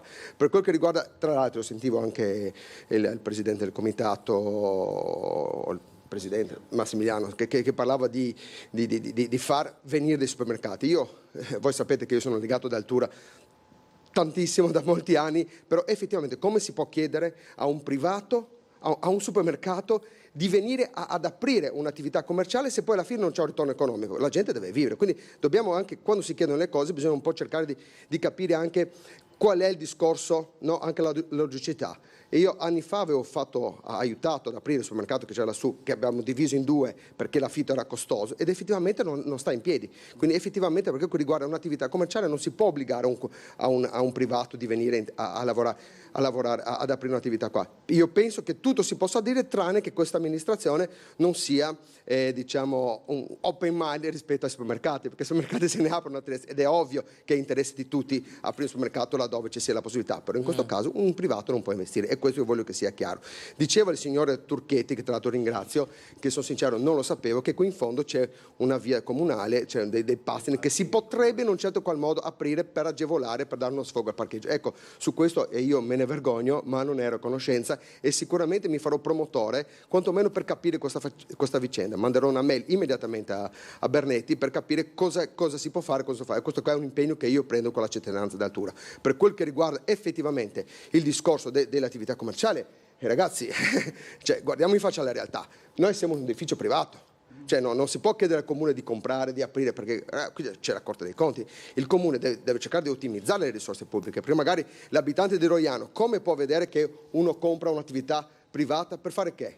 Quindi effettivamente bisogna stare ben attenti a quello che si fa e non bisogna strumentalizzare nulla. Insomma, questo lo volevo semplicemente specificare, e comunque, ripeto, mi farò promotore in modo da capire esattamente questo problema del parcheggio, e qualora fosse possibile, assieme anche, devo dire, al consigliere Bernovic, che è sempre molto attento sul Rione d'Altura, di cercare di dare una mano per sfogo del parcheggio. Questo sì. Per quel che riguarda il resto, speriamo, insomma, che magari qualche imprenditore, insomma, se si capito, però bisogna stare ben attento a chiedere delle cose e non strumentalizzare le cose. Allora, grazie consigliere. Bernardo, dammi 30 secondi che chiudo. Massimiliano, io la vedevo, forse voleva aggiungere qualcosa? Ma non bastano 30 secondi. Vada, tanto ci torneremo sul punto. Tanto volevo ribadire al consigliere Medau che il supermercato che è stato aperto sopra, quello piccolo, dove c'era già un altro piccolo Coop, era molto scadente, con dei prodotti scaduti, eccetera, eccetera. Qua noi non chiediamo i soldi al Comune, che anche se li chiedessimo, ricordo che il Comune spende 1.300.000 euro per una casetta serva da ristrutturare. Voglio dire, cioè, parliamo di soldi, parliamo di tutto. Cioè, se non potete mettere soldi qua, non potete mettere soldi anche dalle altre parti, penso io. Poi forse sono ignorante in qualcosa, non conosco delle cose. Che qualcuno mi illumini, mi spieghi come funziona. È meglio l'allocazione delle risorse in tal senso. Non è che pretendiamo qualcosa, chiediamo un aiuto al Comune, ma a 360 gradi, come si può fare, che cosa si può, insomma, un'idea anche da parte di loro. Non è che devi darmi i soldi, bisogna comprare. Chiaro. Non chiediamo. Allora, devo chiudere, però dico a tutti, chiudendo, salutandovi, grazie per il tempo concesso, che abbiamo anche parlato con ATER, abbiamo parlato anche con il presidente Novacco, e ci ha detto che, insomma, faremo un punto della situazione anche per le problematiche che riguardano proprio la gestione delle case popolari, la gestione di ATER. Quindi Sì, diciamo che tra venerdì e il weekend dovremmo avere novità anche dal punto di vista dell'Ater, quindi insomma promettiamo che in ogni caso torniamo sul posto. Io vi ringrazio tutti per essere stati qua e speriamo di rincontrarci con notizie migliori. Tele4 non molla ovviamente di 1 centimetro e sempre dalla parte del cittadino, quindi torneremo sul punto della situazione. Vi ringrazio e vi restituisco la linea. Allora Gianluca, noi riprendiamo la linea da studio anche per far commentare l'assessore, lo chiamavo ancora una volta. come lo bianco, mi viene sempre col consigliere Giorgi, ma se tu vuoi restare lì in zona per dopo fare collegamenti anche più tardi, fammelo sapere, anche mandami un messaggio e ti restituiamo la linea. Giorgi, un commento veloce su quanto abbiamo sentito, che c'è una telefonata che chissà da quanto tempo attende. I problemi ad altura ci sono veri, cioè quello che dicono i cittadini non sono cose campate in aria, ma bisogna dire anche quelle che sono le realtà. Stiamo parlando di un rione molto particolare che per quello che riguarda l'amministrazione comunale è come se fosse in gran parte un rione privato. Le case, le strade interne sono di proprietà dell'Ater. Tu non puoi andare domani mattina in via Monte Canin sotto le case delle persone perché ci sono le sbarre automatiche che ti permettono di entrare. Questo fa già capire quella che è una situazione particolare. E quindi il comune sicuramente deve rapportarsi con il cittadino per cercare poi con chi sono i proprietari di risolvere i problemi. Quindi la pulizia, le strade interne, parcheggi, eccetera, eccetera, sono problemi che non riguardano l'amministrazione comunale, così come non può riguardare quello che è un tessuto commerciale, se non per quello che è il piano regolatore o il piano del commercio. Cosa fa il comune d'Altura? Quest'estate ha riasfaltato tutte le strade comunali dove passa l'autobus, quelle che collegano il rione di Altura con Borgo San Sergio e con Cattinara, ha uno dei giardini più belli che ci sono in città, che è il giardino Falcone Borsellino, che grazie alla splendida collaborazione con il Club Altura, con l'amico Minisini e i suoi volontari, che permettono di avere una costante, una quotidiana presenza, apertura, chiusura e tenuta di quel giardino. Ha una piscina dove abbiamo investito tanti soldi, che sicuramente può comportare problematiche, il parcheggio sicuramente attrae delle persone fuori rione, ma è un servizio importantissimo anche per gli abitanti lì. Si è parlato di Trieste Magna. Io con orgoglio ricordo che ho voluto mettere l'associazione Trieste Magna, che è un'associazione che permette a tante famiglie sfortunate di poter mangiare, cioè le borse della spesa, la raccolta appunto per le persone meno abbienti, l'aiuto alle famiglie. Ho voluto dare quello spazio gratuitamente nel rione di Altura. Il presidente Rizzi, che è bravissimo, si dà da fare ed è un altro servizio che in qualche maniera tramite il comune si ha. Io ho provato quando ero assessore al commercio a mettere lì qualche mercatino, gli hobbisti, per fare un po' di richiamo. Addirittura gli hobbisti mi hanno detto: assessore, non lasciare arrabbi, ma non vieni su. E anche la conformazione, no, del rione, fatto tutto in collina, non permette con facilità gli spostamenti. Abbiamo poi con l'assessore Tonel messo un mercatino tra l'altro di qualità che all'inizio ha avuto un buon riscontro, ma poi ha avuto delle difficoltà. Oggettivamente è una situazione complicata, i cittadini fanno bene a portare avanti le loro istanze, però bisogna poi dare chiarezza su chi e come possono dare le risposte. Sentiamo una telefonata, buongiorno.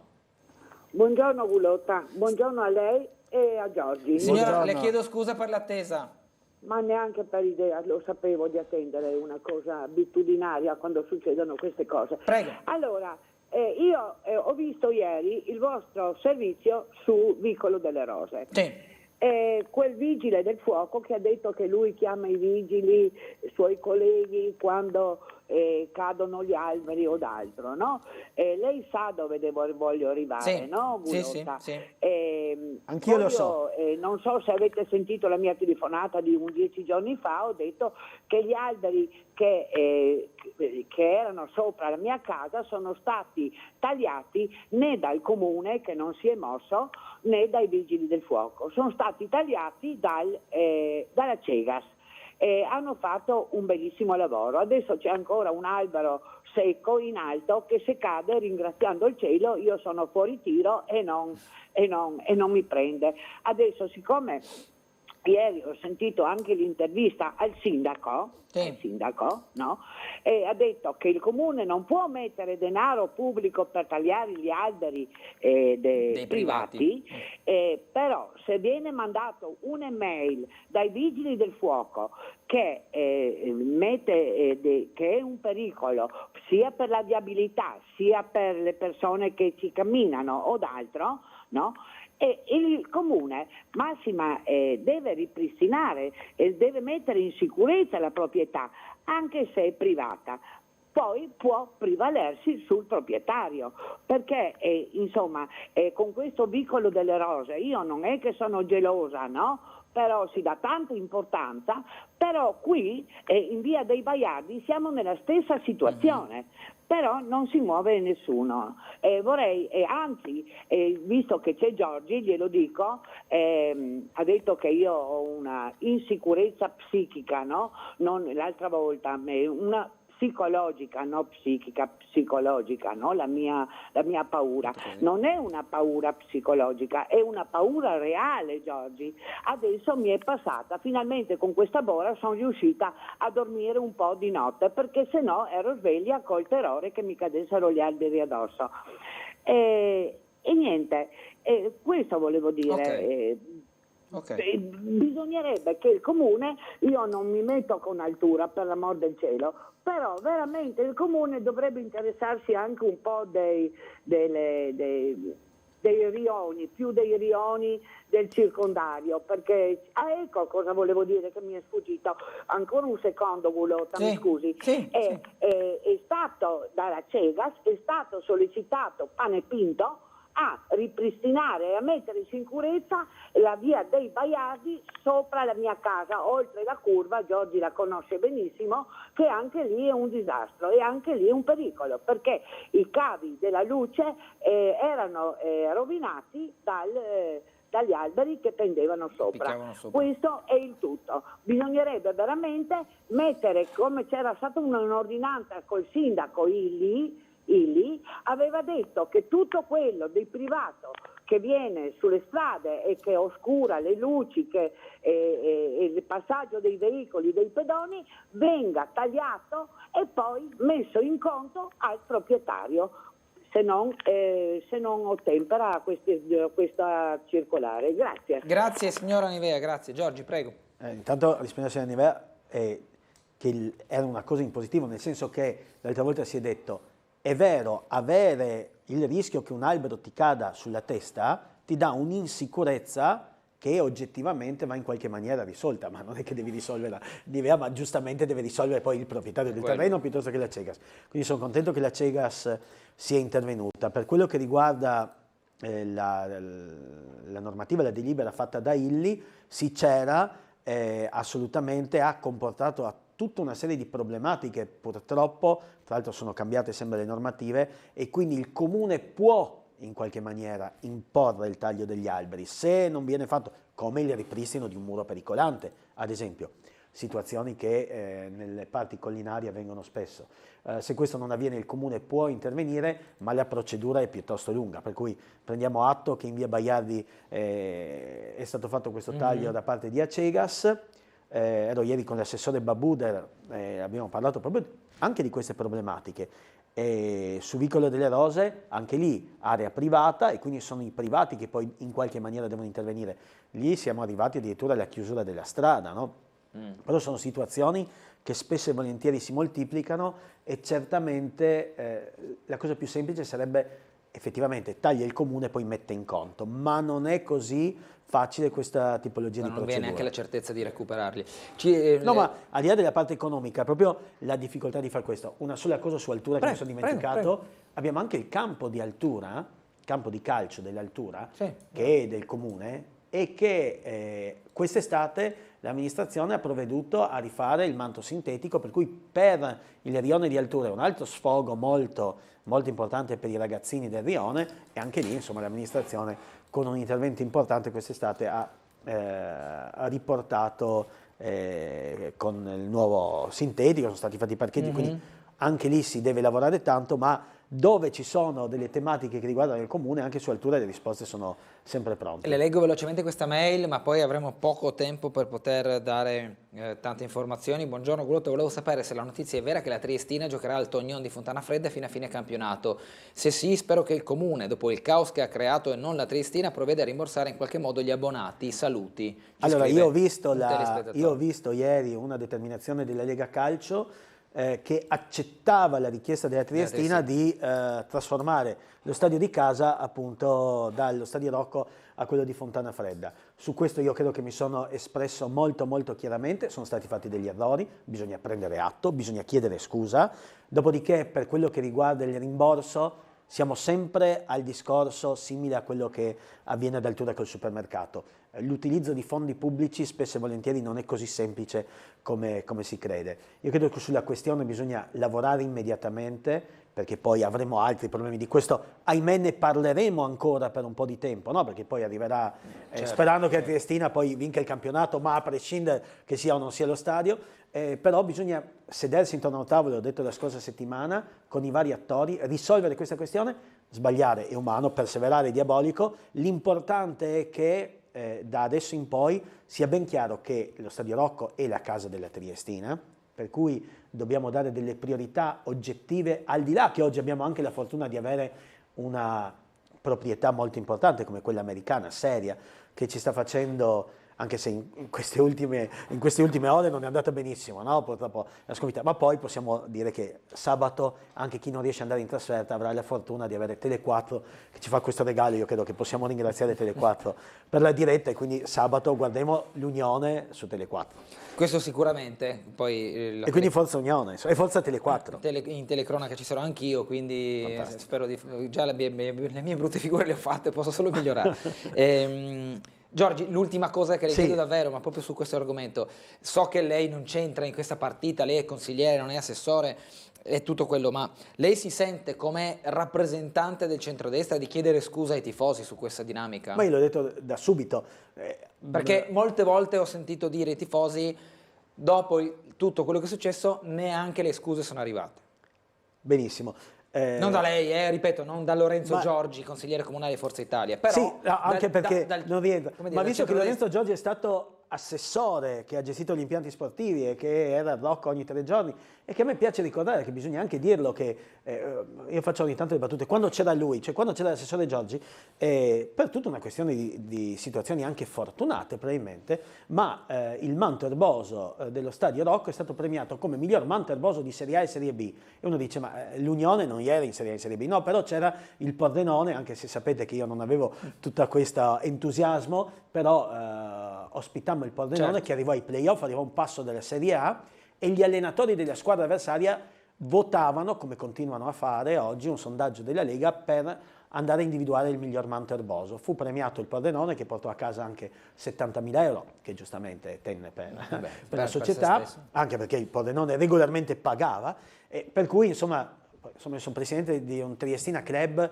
da più di 30 anni, per cui per quello che mi riguarda è una situazione molto complicata, e per questo io ho detto, quando si sbaglia lavorando bisogna avere la tranquilla e l'onestà e la voglia di dire abbiamo sbagliato e chiediamo scusa, fa parte delle regole del lavoro in qualsiasi campo, e quindi anche se non è stato Lorenzo Giorgi a sbagliare, fa parte con orgoglio della maggioranza che da tanti anni sostiene il sindaco di piazza, e per quel poco che può valere io chiedo scusa ai tifosi e quindi anche a me stesso per quello che è successo, convinto che c'è comunque un rapporto fortissimo fra chi amministra la città e l'Unione, e vanno sorpassati questi che diventano poi diatribe, poi chi ne approfitta da una parte e dall'altra, che sono cose che non vanno assolutamente bene. Grazie al consigliere di Forza Italia Lorenzo Giorgi, buona giornata, buon lavoro. C'erano tante mail ancora, non siamo riusciti a leggerle, c'è chi chiedeva della rotonda di Via della Pace, Via Costalunga, altre mail su Altura,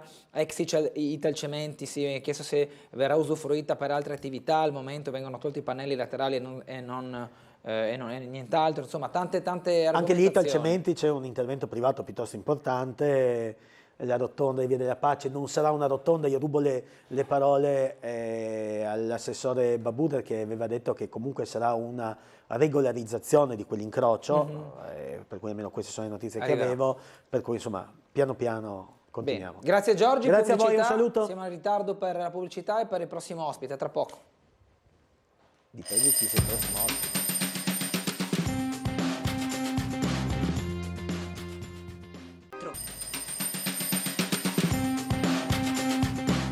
Torniamo in diretta con Sveglia Trieste, è tornato a trovarci Igor da Milano, docente di comunicazione, speaker radiofonico di Radio.0, ben trovato. Buongiorno a tutti. E argomenti di attualità che affronteremo oggi, diversi un po' da quelli della politica che invece avevamo incontrato poco fa, ci sono ancora mail, potrebbe chiarire in via dei Baiardi è intervenuta Cegas per il taglio degli alberi, a che titolo? Si chiede una telespettatrice o un telespettatore, credo che sia relativo alla pericolosità degli stessi cavi sulla linea elettrica, e quindi la Cegas, non credo che tecnici a Cegas abbiano tagliato gli alberi, ma hanno chiamato qualcuno che abbia fatto il lavoro per conto terzi. Questo per quanto riguarda via dei Baiardi. Ad Altura domandano ancora, proprio sollevano le perplessità che hanno a che fare con il rione, il giardino, le buche vicino al campo di pattinaggio, le crepe sui muri, i giochi sono obsoleti e rotti, il terreno sta scivolando, la strada che è stata asfaltata l'anno scorso, sono anni, è stato fatto e ancora in buono stato, ma i marciapiedi sono un campo di motocross, quindi tutto questo diciamo nel compendio delle segnalazioni di Altura, dove avevamo prima Gianluca Paladin, ma con Igor da Milano affrontiamo temi legati al lavoro e legati alle nuove tecnologie, anche con Lorenzo Giorgi, sì, infatti connettono con quello che è così. Anche con Lorenzo Giorgi, che è andato via poco fa, abbiamo proprio parlato di questo in questi 2 minuti di pubblicità, di come già negli altri paesi molte professionalità si stanno, non dico sostituendo, che è un termine che può far paura, ma integrando almeno all'inizio, probabilmente poi con l'obiettivo di avere un cambio di modalità con l'intelligenza artificiale. Allora, oggi tanti si riempiono la bocca dietro all'intelligenza artificiale, come se fosse un qualcosa di calato dall'alto e di troppo teorico e poco pratico. Scendiamo invece terra a terra su quelle che sono proprio le attività che si possono fare oggigiorno. Allora intanto buongiorno a tutti voi che state in questo momento guardando il programma, anche prima guardavo anch'io da fuori. La cosa interessante di della I o dell'intelligenza artificiale, come volete chiamarla, è quella di come poterla usare, come poter sfruttare quell'intelligenza per non andare poi incontro ad altre cose. Adesso non è che l'intelligenza artificiale porterà via a tutti noi il lavoro, perché comunque una persona dietro ci deve stare, una persona che comanda, che tira le redini o che dà gli input o che fa la costruzione di quell'intelligenza lo fa, perché l'intelligenza artificiale arriva fino a un certo punto, ma se io non do i comandi giusti, in maniera perfetta, lui farà qualcosa che non sarà perfetto. Perché? Perché l'intelligenza arriva fino a un certo punto. In questo caso potrebbe essere, per esempio, non so, quando si hanno queste problematiche in comune o si hanno problematiche della casa, l'intelligenza potrebbe subentrare. Perché? Perché dato che non ci sono più dei centralini dove ti rispondono, dove ti dicono come fare, come non fare, manda le mail, e anche la mail ormai è diventata un meccanismo lento, perché lo sappiamo che poi va a finire chi la legge, chi non la legge. In questo caso l'intelligenza potrebbe fare ancora un passaggio superiore, quello di smistare e di prendere in carico tutte queste segnalazioni, tutto questo per creare anche una procedura, perché altrimenti uno si trova sempre a casa propria o anche nella sua zona o nel rione, come ho detto prima, di dire chi avviso, chi chiamo, cosa faccio, perché devo farlo. L'intelligenza artificiale serve anche per questo, non è solo cattivo, cioè non è la parte cattiva dove dice oddio adesso domani prendiamo l'intelligenza, mettiamo via Bernardo, quindi lo spostiamo, ti mettiamo via, la voce la possiamo rifare, quindi io prendo le tue registrazioni. No, oddio, possono anche migliorarla, insomma. Sì, però la tua voce possiamo prenderla, quindi uno potrebbe prendere la tua voce, la sagoma, la cosa, le mimiche si possono rifare, ma manca cosa manca? Manca sempre la personalità, manca il discorso di obiettività, che manca perché l'intelligenza fa quello che tu hai comandato di fare, non fa e dopo lui mentre sta facendo elabora, ritratta o dice no sì, oppure l'altro ha parlato e questo si blocca. Questo dall'inizio, dal punto A al punto Z lui finisce. Quando ha finito È come, non so se ti ricordi, forse tu sei giovane, ma per chi è un po' più vecchio c'era cortocircuito. Come no? Che era un robottino che faceva input, input, input, ed è un po', no, la I.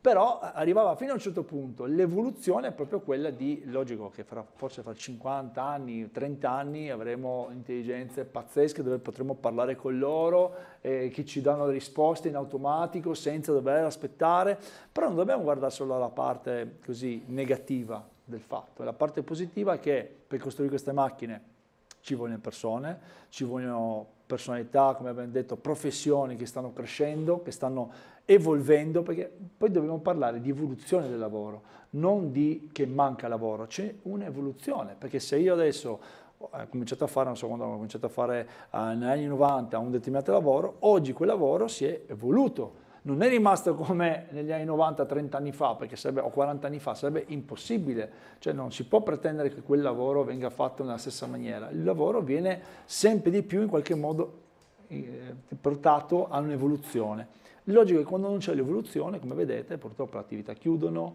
o le fabbriche non riescono a rinnovarsi. Perché? Perché c'è un competitor, quindi un'azienda uguale o pari, che fa qualcosa in più. Infatti oggi, non so se per esempio andate da qualche parte, vedete che non c'è più il negozio che vende quel prodotto, c'è quel negozio che vende quel prodotto più tanti altri prodotti vicino. Se vai nelle aziende, l'azienda fa quel prodotto più tanti altri vicino. Poi, mano a mano che l'azienda si sviluppa, l'azienda dice ok, però anche l'altro ramo mi sta crescendo, quindi cresce l'altro ramo, poi l'altro ramo ancora. E questo è logicamente un discorso poi imprenditoriale.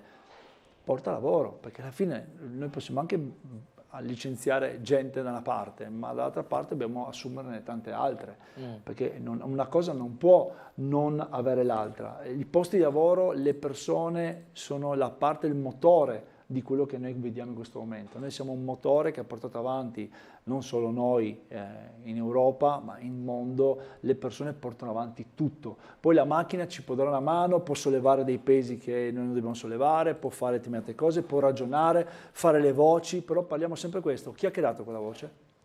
Un essere umano. Chi ha creato quell'intelligenza? Un essere umano. Quindi dobbiamo pensare che non sono un essere umano che ha creato, ma sono un mucchio di persone che creano, adesso la parola è brutta, però si dice community, si crea una comunità che fa sì che questa cosa nasca e diventa sempre di più. La paura penso che sia perché noi vediamo come, oppure c'è anche l'informazione sbagliata che subentrando questo tirerà via per esempio, non so, gli scrittori avevano tutti paura, no? Perché lì basta scrivere il tema, quante parole, infatti. quante cose, io scrivo, dico voglio scrivere di questo, voglio 4 personaggi, voglio, perché anche lì bisogna utilizzare l'intelligenza in un certo modo, io dico tutto, dico che voglio 8 battute, invio, tempo 20 secondi, Sì, esatto. 30 secondi perché deve, e lui mi scrive tutto. Tutto quello che serve. Il problema qual è? Che quello non è, intanto, non è un tuo libro. Primo, è il libro suo, dove lui ha scritto e lui ha creato, quindi è un qualcosa... Non c'è diritto d'autore. Sì, ma più che il diritto d'autore non c'è il tuo spirito, Ok, non perché c'è lui niente. creerà il libro anche più bello del mondo, perché puoi scriverli commerciale, non commerciale, quello che vuoi, ma mancherà quel pezzo. Tu lo fai, ok, sei bravissimo, fai 1, fai 2, ma poi anche lì finisce. Perché nel libro non vende solo perché è bello il libro, ma vende perché c'è lo scrittore. Perché c'è qualcuno. Il musicista vende perché c'è quel cantante che canta, come si muove sul palco, come fa i concerti. Noi possiamo avere l'intelligenza che fa la canzone bellissima, ma poi non venderà. O se vende il primo momento, come vediamo nei social, che c'è il momento l'hype alto di che bravo quello lì, lo seguo, poi pum, va giù, perché finisce la sua vena. Abbiamo una telefonata e dobbiamo anche andare in pubblicità. Sentiamo chi è in linea prima. Buongiorno. Buongiorno a lei, buongiorno, sono Elisabetta, buongiorno. Prego. Ecco, allora io volevo dire al signore che non sono assolutamente d'accordo sul piano lavoro che lui ha. Intanto lui descrive un lavoro di tipo americano e di libero commercio che ha prodotto certo sì lavoro, ma un lavoro scadente, un lavoro rimpiazzato in qualcosa che non è assolutamente remunerativo, tanto si sa adesso, meno di 5 euro nessuno, uno si inventa un lavoro, però questo non è lavoro, mi scusi, il lavoro è un lavoro che ti consente di creare qualcosa, una famiglia, con questa. E questo purtroppo noi stiamo cavalcando un capitalismo di tipo americano che è deleterio per me. Cioè questo non è lavoro. Non so come la pensa, lei la pensa diversamente, ho capito, però per me, per la gente che deve cercarsi un lavoro, non è una conquista. E adesso ci sono i rider, ci sono anche la gente che si è inventata il lavoro di aiutare a portare le spese in casa, si fa 5-6 piani, insomma, ma questo è un lavoro precario momentaneo, non è un lavoro. Ecco, la ringrazio. Grazie. Dopo la pubblicità affronteremo anche questa, diciamo, discordanza di idee fra quello che può essere considerato un lavoro stabile, fisso, di prospettiva e quelle che invece sono le precarietà dei momenti, in questo momento, ha detto la signora, quello dei rider o dei lavori affini. Ci vediamo dopo la pubblicità.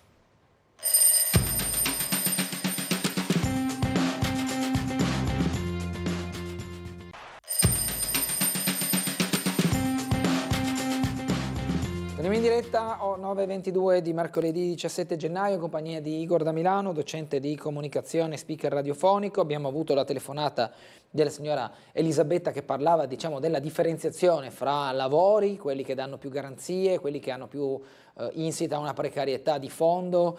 Da Milano, prego. No, allora, intanto la saluto, ha preso la mira giusta. Il problema qual è? Che oggi non esiste, uno, il lavoro sicuro non esiste.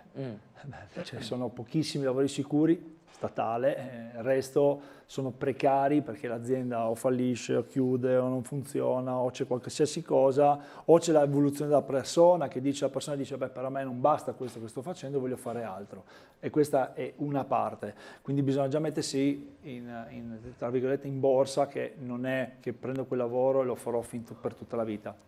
Bisogna sempre avere il piano B. Logico che dall'altra parte la signora ha detto sistema americano, no? Dove se lavori hai, se non lavori non hai. In Italia non abbiamo proprio questo regime ancora, non c'è. Adesso si incomincia su certi lavori a richiedere partita IVA, quindi una persona ha la partita IVA, logicamente se lavora viene pagato, se non lavora purtroppo ha un minimo, viene dato il minimo. Questo è un passo indietro però, no?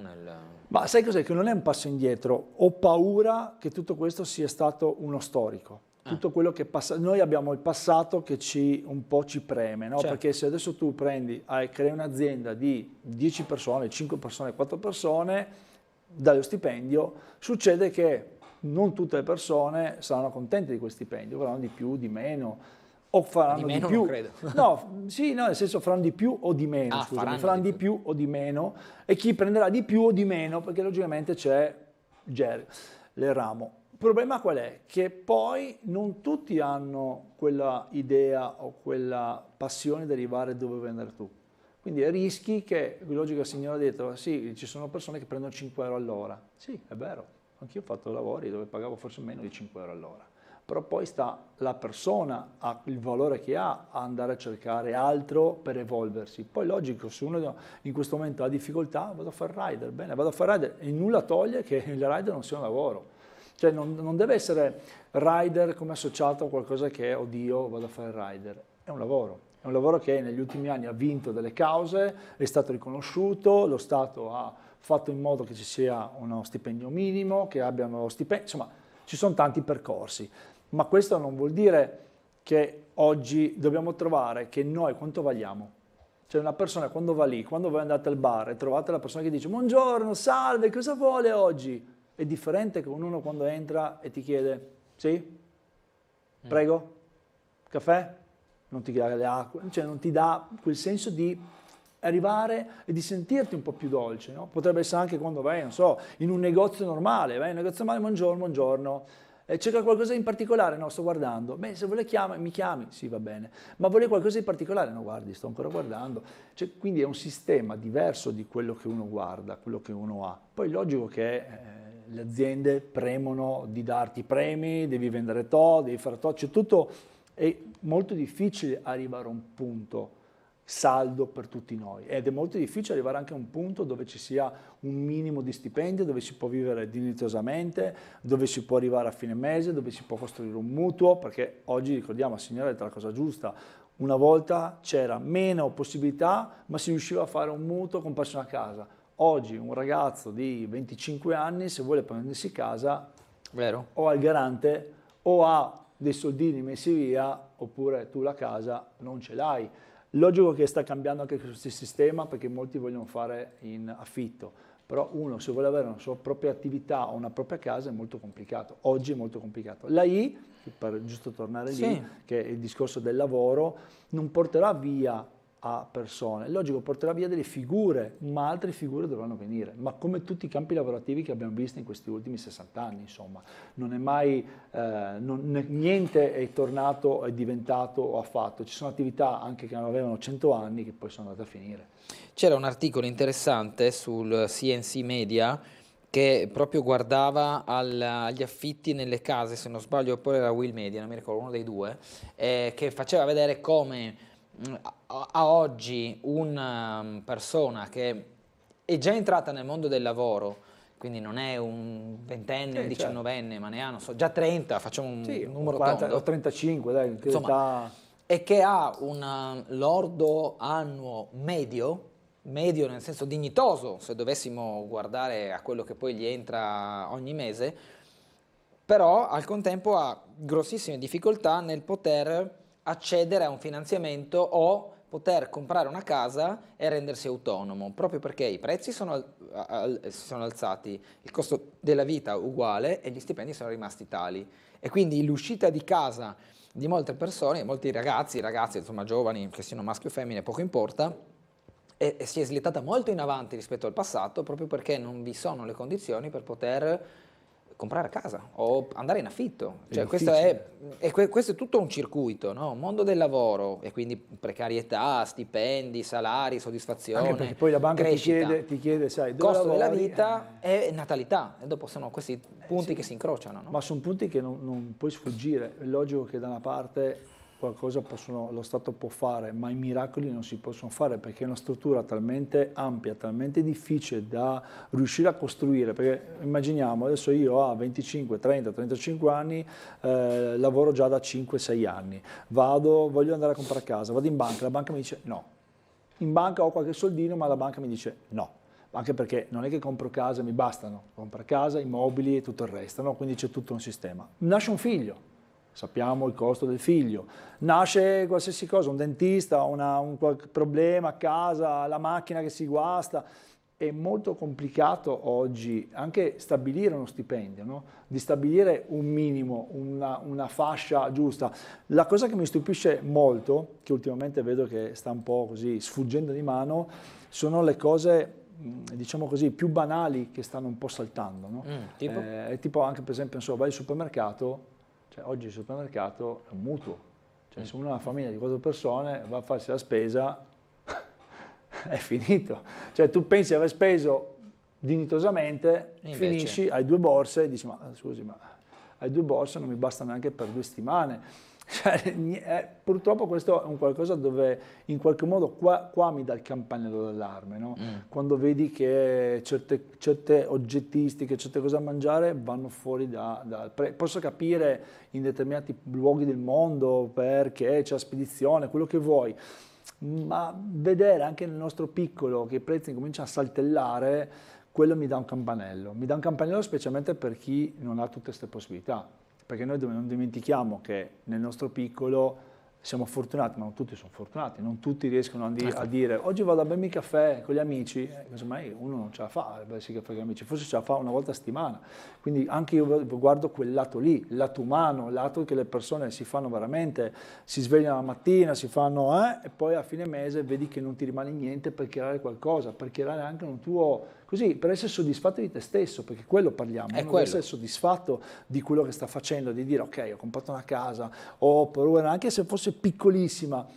Il problema è che questo dobbiamo trovare un sistema, una sinergia dove in qualche modo abbiamo dimenticato che un po' tutto, no? Il sistema si basa solo se tu hai, se non hai mi dispiace, grazie, perché non tutti abbiamo la fortuna di avere casomai un garante, qualcuno che ti possa garantire per che te. possa aiutare. Se uno non ce l'ha, ha una famiglia che non può garantire, come fai? Cioè, dobbiamo in qualche modo tornare un po' alle radici, così guardare in avanti, perché bisogna guardare in avanti, bisogna sviluppare, bisogna spiegare ai ragazzi che il futuro è un bellissimo futuro, perché molto spesso quando vado ai ragazzi il futuro hanno una nebbia, hanno un dubbio, hanno paura, e quando sento ragazzi di 14 anni che dice io ho paura di quello che farò da grande, mi fa male. Mi fa male perché non voglio che vada avanti con quell'idea lì. Certo. Allora andiamo a sentire una telefonata e dopo andiamo in pubblicità nuovamente. Buongiorno. Buongiorno, sono Maurizio. Prego. Buongiorno. Allora, ho 63 anni, ho 2 figli, uno da 30 ormai e uno da 34. Sì. E ho investito sui miei figli, nel senso che gli ho fatto fare scuole private per lingue straniere, da 4 anni in poi. Dopodiché sono andati a lavorare in Australia, uno in Nuova Zelanda e l'altra. E dopodiché per un anno, e quindi quando sono tornati indietro, questi personaggi sono, cioè parliamo di personaggi che lavorano all'estero in età giovanile, sono appetibili per gli imprenditori, perché ai loro personale valutazione significa che sono autonomi. E quindi parlare 2 o 3 lingue correttamente, anche perché sono in una famiglia allargata che la moglie del figlio della mia compagna è ucraina, quando è arrivata qua era completamente spaesata, quando in un pranzo qua e parlare da italiano, triestino, inglese, spagnolo e tedesco è rimasta un po' sbalordita. Quindi credo che i ragazzi di oggi devono diventare, cioè i genitori devono diventare chiocciole, ma far volare i figli fuori dal nido. Vero. Non si può pretendere avere il lavoro sotto casa, perché se piove tira bora una roba, devono volare i figli, non possono essere sempre accuditi a 25-30 anni. Questo posso dirle, gli ho insegnato una cosa brutta, volgarmente parlando, di diventare prostituti del lavoro, della serie. Se tu mi paghi, lavoro per te, se no vado da un'altra parte. Sì, certo. Questo, se fai un percorso di un certo tipo, puoi chiedere i emolumenti che tu decidi, ma non decide il datore di lavoro. Sì. Grazie e buona giornata. Grazie Maurizio, spunti molto interessanti, pubblicità, poi magari li affrontiamo, anche perché l'estero ha sempre un capitolo croce e delizia, no, dell'Italia, fuga di cervelli da una parte, investimento per il futuro dall'altra, bisogna trovare la via mediana per inquadrarlo. Tra poco.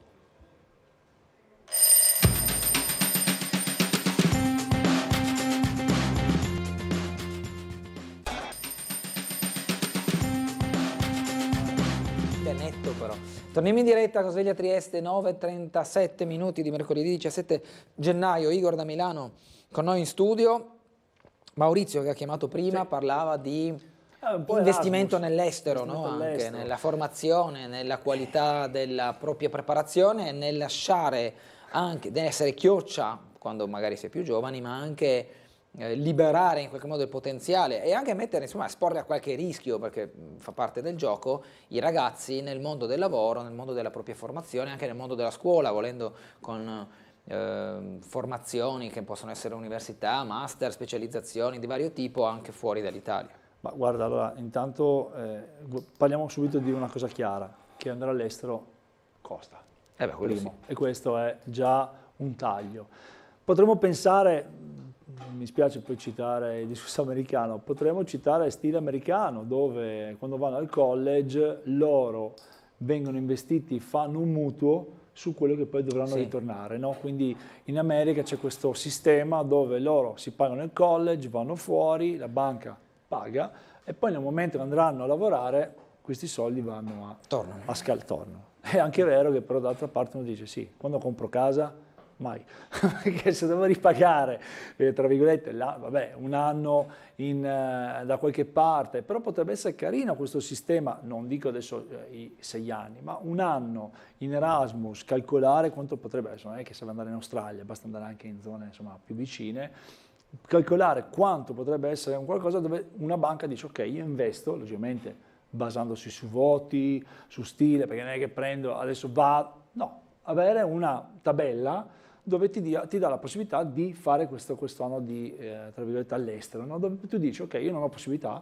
però io banca ti do la possibilità di farlo un anno all'estero e quando andrai a lavorare mi tornerai. Questo potrebbe essere una cosa interessante. Logico che oggi sapere l'inglese, cinese e anche altre lingue è un bagaglio in più. 1, perché è un linguaggio, tra virgolette, internazionale. 2, computer o andare a lavorare per qualsiasi altra azienda al 90% hanno i dispositivi in inglese, non ce l'avranno in italiano ma in inglese ce l'avranno, quindi è un mondo e anche comunicare con gli altri, cioè comunicare con gli altri è molto più facile, sapere una lingua molto bene ripaga, è logico che noi siamo ancora un po' così, ci stiamo ancora un po' rivalendo di questa cosa delle lingue, però piano piano insomma si vede, c'è il sistema di migliorare sempre di più e speriamo che vada sempre meglio su questo piano qui. Purtroppo, dico la verità, non è sempre per tutti o fare anche studiare i ragazzi in scuole private o fare un anno Erasmus, non è proprio così scontato, su questo insomma dobbiamo darne atto che non è che uno si sveglia la mattina e dice vabbè dai faccio un anno in Australia, calcolando già che entrare in Australia devi avere un tot, bisogna avere insomma è tutto un percorso che non è facilissimo, però uno che logicamente ha la possibilità, beato lui. L'altra una possibilità sarebbe bello creare una struttura per dare supporto a chi questa possibilità non ce l'ha. Sentiamo un'altra telefonata, buongiorno. Buongiorno, mi chiamo Anna e volevo confermare l'importanza delle lingue. Mio figlio si è laureato in Scienze Politiche a Trieste e poi si è specializzato in emigrazione e confini.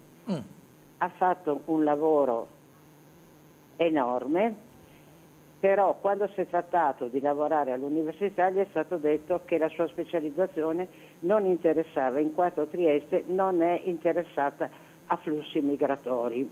Nemo profeta in patria, adesso si vede. Al che mio figlio ha fatto domanda alle Nazioni Unite, ha avuto la cattedra all'Università di Phnom Penh in Cambogia e come è arrivato là è stato sommerso da incarichi intergovernativi, ha fatto una carriera folgorante e poi è diventato capo missione per la IOM, che è l'Organizzazione Internazionale delle Migrazioni, nell'isola di Timor. Quindi questo veramente conferma quanto è stato detto, se vogliono fare strada devono andare via e aprirsi al mondo.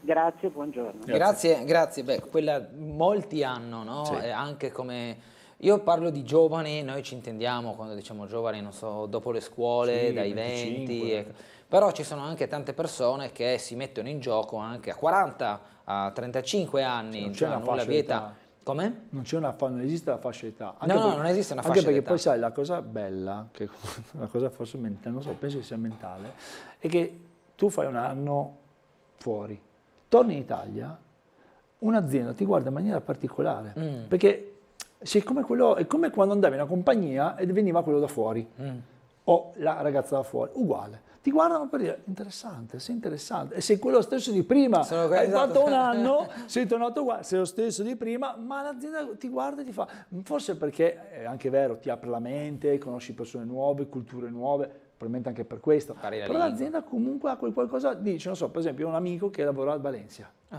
andato, ha preso la famiglia e ha detto, sentite, io sono stufo, vado a Valencia, lui esce la mattina, lui voleva uscire la mattina, andare in piscina, nuotatina e tornare a lavoro, il suo sogno, è andato, ha mollato tutto, fa il tecnico informatico, quindi poteva farlo dovunque, sì. Però lui ha detto, adesso in Italia mi ci capiti prima, cioè, lui adesso quando era qui aveva la difficoltà, appena uscito che lui va, non so, da un cliente gli chiede, gli dice, ma lei, io sono a Valencia, si attacca una lampadina e dice, perfetto, il lavoro preso. C'è qualcosa molto particolare, molto strana questa cosa, Sì, però sai, non so se è dovuto proprio al discorso culturale, al discorso di avere qualcosa, una marcia in più. Però sembra quasi fuori. un po' denigratorio per certi aspetti nei confronti del paese, cioè sembra che per essere più qualificato, più appetibile, devi per forza andare fuori, come se resti qua, se resti dentro nei confini nazionali non sei così pronto alle sfide del lavoro, cioè sembra quasi che fuori sono bravi, dentro no, quindi prendo te perché sei andato fuori e quindi sei andato da quelli bravi. Ma non è un po' un autogol. Sai cos'è? Non è quelli bravi, perché noi comunque dobbiamo ricordare una cosa, e questa è una cosa per tutti quelli che stanno ascoltando in questo momento, è che noi abbiamo una marcia in più su tutti.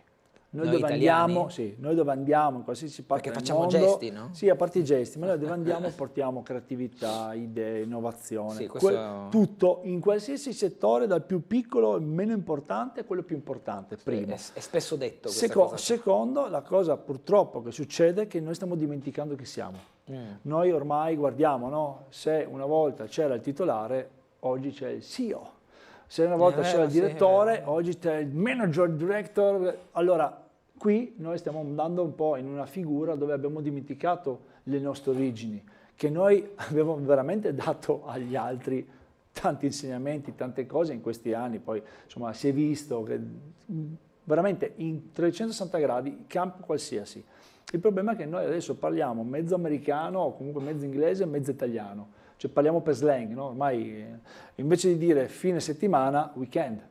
Invece di dire, non so, di dirti qualcosa, ok, non va bene, ok. Tutti i gerghi, che sì, va benissimo, brevi, molto giovani, però perde la parte di una lingua, che abbiamo una lingua bellissima, una lingua che è insomma parlata, abbiamo tutto da mostrare, e anche le persone che sono qua, che studiano, ricordiamo, medici, veramente informatici, grafici, non so, artigiani, veramente a 360 gradi, dove andiamo, in qualsiasi parte del mondo, vogliono la nostra manodopera, vogliono la nostra idea, vogliono tutto quello che noi abbiamo, e che poi gli altri ci vedono con ammirazione, ma noi non ci vediamo con ammirazione. Questo forse è il problema, che noi non ci vediamo che abbiamo un valore. Quindi pensiamo di non averlo. Ci si sottovaluta? È molto. Beh, se pensi, Leonardo, molto. Noi pensiamo che andiamo da qualche parte, andare a Dubai, la maggior parte delle macchine, dei prodotti, di quello che hanno, delle cose molto fashion, sono prodotte in Italia.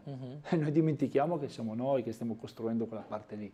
Siamo noi che diamo determinate cose e non il resto del mondo. E questa qualche volta forse si dimentica, perché siamo talmente presi dalle altre cose che dimentichiamo noi, le nostre origini, e cosa siamo capaci di fare, anche nei momenti più disperati, come abbiamo visto insomma un paio di anni fa, che eravamo in un momento così down.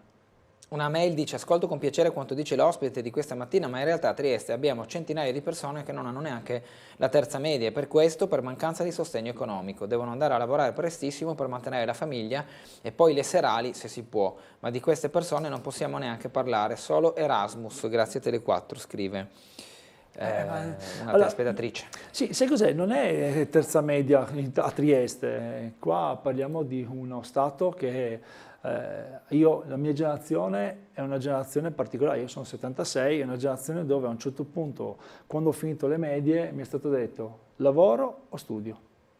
Tu cosa avresti fatto in quell'epoca? La maggior parte era lavoro, perché era una cultura diversa. Quello che ha detto la signora prima, forse Elisabetta, che diceva il discorso del lavoro, è vero, quegli anni lì, quando ti dicevano a lavorare, uno aveva la mente di andare a lavorare, trova lavoro, faccio gli anni di lavoro, finisco in pensione, grazie, ciao. Questo io durante gli anni l'ho vissuto, mi è caduto in mano, mi si è frantumato in mano, perché la mia idea era quella: ok, ho trovato lavoro, basta, adesso metto in stand-by, vado in modalità via, invece automatica, quindi io a 35 anni, che poi non è, 35 anni vado in pensione.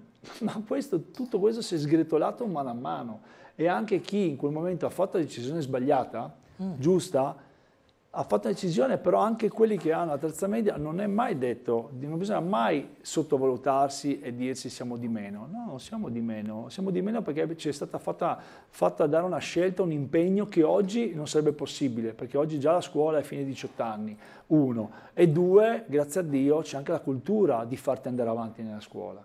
Una volta non era così, quindi non dobbiamo dare la colpa né a chi avevamo accanto, ma né a noi che abbiamo scelto. Bisogna semplicemente prendersi, logico, abbiamo fatto, faremo uno sforzo in più, però forse anche tutte quelle 100.000 o quante persone ha detto, le 10.000 persone che non hanno, che poi possono essere moltiplicate per tutta Italia, forse sono quelle che hanno fatto le grandi differenze anche in tutto quello che vediamo fino adesso.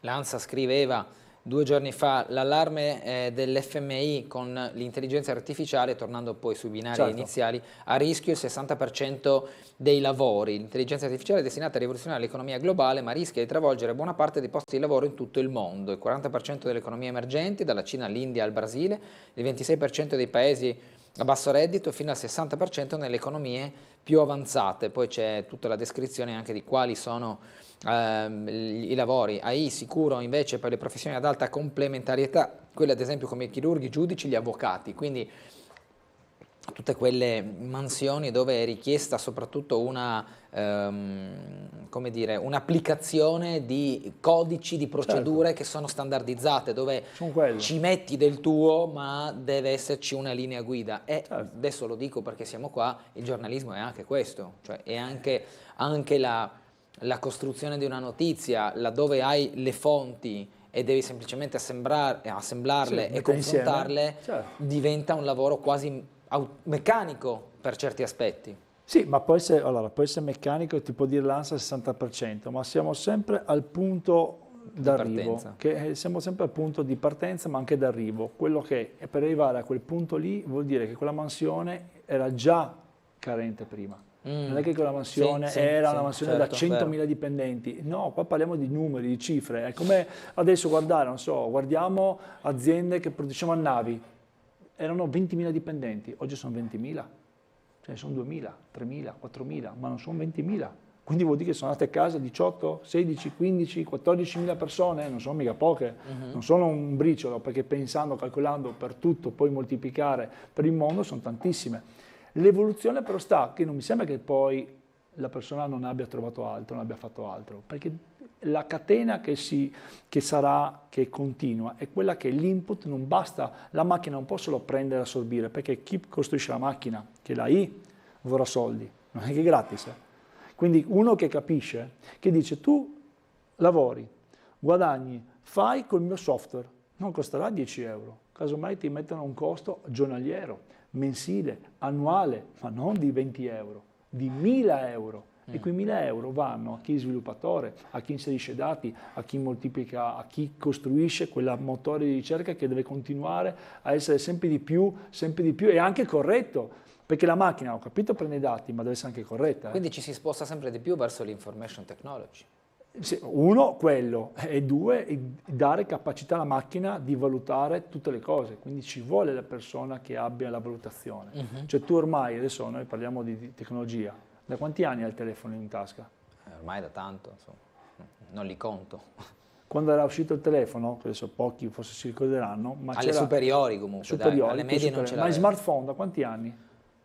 Diciamo neanche da 10. Penso che il primo iPhone, che è il primo smartphone che ho preso, sarà stato 10 anni fa, sì, 2013 circa. Tu calcola 10 anni fa. 10 anni fa, adesso porterà via, non farà fare le mail, WhatsApp, non servirà più fare niente. No, semplicemente si è preso quel meccanismo e si è migliorato e si è portato che oggi per darti a te o chiamarti a te non ti chiamo più, quindi non c'è più neanche il disturbo, ma ti mando semplicemente un WhatsApp chiedendoti sei disponibile questa sera, posso fare questo lavoro? Certo. E basta. Allora dovremmo avere Gianluca Palladini in compagnia del sindaco Roberto Di Piazza, lo vedo alle mie spalle, quindi diamogli la linea. Per imparare la canzone dei lagunari, troppa roba. A voi, Gianluca. Allora sì, Bernardo, siamo in diretta col sindaco di Trieste. Buongiorno a te, grazie sindaco per averci accolto. Grazie a voi, buongiorno Bernardo, buongiorno. Buongiorno sindaco. Allora lei voleva proporre una riflessione, anche perché girando in giro per vari comuni italiani lei ha notato delle questioni da fare anche, per esempio, un paragone con Trieste, no? No, volevo dire che il silos è sicuramente un problema della mia città, della nostra città ed è un problema di tutti, però mi sembra che questi che parlano, i sinistri, non sono mai andati oltre Barcora. Perché? Sono andato a Bologna Verona hanno i portici, migliaia di persone con i materassi che dormono sotto. Sono andato a Torino, una roba da spavento. Milano non ti so neanche a raccontare, Firenze uguale. Però siccome sono tutte città gestite dalla sinistra, silenzio assoluto ai sinistri, silenzio assoluto. No, dico, parliamone. È un problema nazionale, è un problema internazionale, però non ogni giorno contro questa amministrazione perché di centrodestra, nascondendo, ripeto, ma dico Bologna e Torino, andate a vedere cosa c'è là. Tra l'altro parlavamo di Silos, l'incendio l'altro giorno, abbiamo detto che poteva succedere, no? Sì, adesso col prefetto stiamo lavorando perché dobbiamo votarlo assolutamente, ma ormai sono rimasti, non sono i 400 che senti, sono rimasti all'ultimo censimento della polizia 125 persone. Nessuno però parla, guarda caso, dei 500 minori stranieri che ci occupiamo. 500 minori, adesso c'è qualcosa di meno perché è arrivato il freddo, ma ne abbiamo centinaia che ci occupiamo, quelli lì silenzio assoluto da parte degli amici insomma, dei sinistri. Un po' presto per avere tempistiche su un probabile sgombero del silo, si immagina. Stiamo lavorando. Ma il progetto? Quasi ogni giorno mi sento con Roma, il prefetto e persone eccezionali che sta lavorando hanno già portato via un paio di centinaia, adesso mancano ancora pochi. Per capire se c'è anche un progetto sotto per quell'area. Sai, la Venezia Giulia è troppo piccola per fare un hub, questa è la realtà che tutti devono capire. La Venezia Giulia in confronto al Friuli ha 160 caserme e prendete queste 2 caserme e fate 2 hub, insomma non ci vuole mica tanto. Insomma. Palazzo Carciotti, si rimanifesta l'interessamento di generali, sembra che si stia arrivando a un punto di svolta. Per spiegare ai nostri concittadini qual è l'interesse mio. Le generali che sono nate lì dentro vogliono investire 60-70 milioni di euro. Dove troviamo qualcuno che investe 60-70 milioni di euro e fa un'Academy? Academy, ecco, vedi che la mattina non vado bene. Un'Academy, dove troviamo come le generali? Per cui io sto corteggiando le generali, venerdì probabilmente arriverà la persona che mi porterà la lettera di intenti e sono molto soddisfatto per questo perché è un palazzo che si sta degradando. Abbiamo visto completamente spianata già da tempo la zona dell'acqua marina, ci sono possibilità di avere novità anche da quel punto di vista? Certo, è pronto lo studio di fattibilità, il progetto, adesso dobbiamo andare in gara e come tutte le cose, sapete, è come dire ieri ero a Roiano, no? Ma 6 mesi per il collaudo. Ma sono finiti questi 6 mesi? In Italia per collaudare una cosa ci vogliono 6 mesi, è inutile e dopo naturalmente abbiamo sempre gli amici che attaccano, che fanno anche il loro mestiere, perché chi è l'opposizione fa il loro mestiere, ma non sanno quale che è l'iter. Oggi, cosa è il 17 oggi? Sì. Oggi dovremo avere lo svincolo del vincolo di quella baracca lì in Portovecchio, così posso aprire la strada per dirti, ma lo svincolo del vincolo. Diciamo che la burocrazia continua a pesare in tal senso. La burocrazia, anzi, è aumentata in maniera incredibile, perché io mi ricordo della grande viabilità, 230 milioni di euro, dalle rive alla piscina, all'abbattimento, era un po' più facile. Pensa che per buttare giù la Tripoli ci ho messo 20 anni, cioè, e anche lì è stato un mezzo miracolo perché hanno tentato di fermarmi fino all'ultimo. Questa è la burocrazia italiana. Difatti abbiamo 100 miliardi di opere ferme in Italia per la burocrazia. La saluto chiedendole gli impegni di oggi. No, aspetta Gianluca, una domanda io. Credo che finiamo anche oggi, non a mezzanotte, ma mi sembra alle 20. È l'ultimo appuntamento. Vedi quella lista lì infinita? Ed è una cosa molto bella perché, sai, adesso stiamo lavorando, per esempio oggi alle 3 siamo a Barcola, perché faccio partire i lavori di Barcola dopo la mareggiata, ma naturalmente c'è sempre qualcuno che ha messo per esempio in discussione le piazzole dei topolini. Quelli non hanno problemi, pensiamo alla mareggiata, per il resto penseremo dopo. Quindi dov'è che partono più o meno, in che area di Barcoli i lavori? Io ho 10 topolini e oggi alle 3 vado là proprio per dire da dove partiamo, alle 3 c'è l'appuntamento. Un'ultima domanda magari da parte di Bernardo. So che la ex fabbrica macchine della zona di San Vito è stata messa nel piano alienazioni. Quella diciamo accanto alla piscina Bianchi. Volevo sapere dal sindaco se... L'ex fabbrica macchine di San Vito nel piano alienazioni. Sì. Sì, se c'è l'interessamento di qualcuno, si parlava di Summer un tempo. Se c'è l'interessamento di qualcuno, un tempo si parlava di Summer. Enrico Summer, è con lui che stiamo lavorando e probabilmente portiamo anche a casa il risultato, una cosa che è ferma lì da sempre, per cui sono molto ottimista, al 99% sarà fatto. E cosa si può fare? Grazie, C'è anche il grande parking di fronte, no?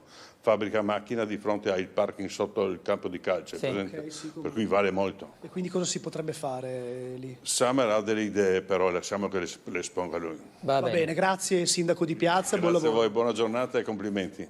Grazie a voi per la linea, ve la cedo immediatamente, un saluto a tutti i telespettatori. Grazie, abbiamo pochi minuti, in verità 1,5 per chiudere anche noi la diretta di questa mattina di Sveglia Trieste, ricordandovi l'appuntamento di sabato pomeriggio alle 18:30 con la Triestina che Tele4 trasmetterà in diretta nella gara contro la Pro Vercelli, gara in trasferta. La Triestina andrà proprio a Vercelli per giocarsela contro la quinta in classifica. Da Milano abbiamo un minuto per chiudere, abbiamo parlato tanto di lavoro, il sindaco ha parlato più che altro di interventi in città che però portano lavoro. Alla fine torniamo lì, alla fine c'è tutto un meccanismo che ogni cosa che viene sviluppata, che possa essere bene, che possa essere male, comunque porterà lavoro. Poi logico che non porta lavoro a tutte le varie tipologie di lavoro, ma porta lavoro comunque anche a chi in questo momento ha l'idea di sviluppare quell'idea, di fare la grafica, chi l'edilizia, chi l'urbanistica, insomma ci sono veramente tantissime categorie che possono andare, e poi persone che dovranno andare in quel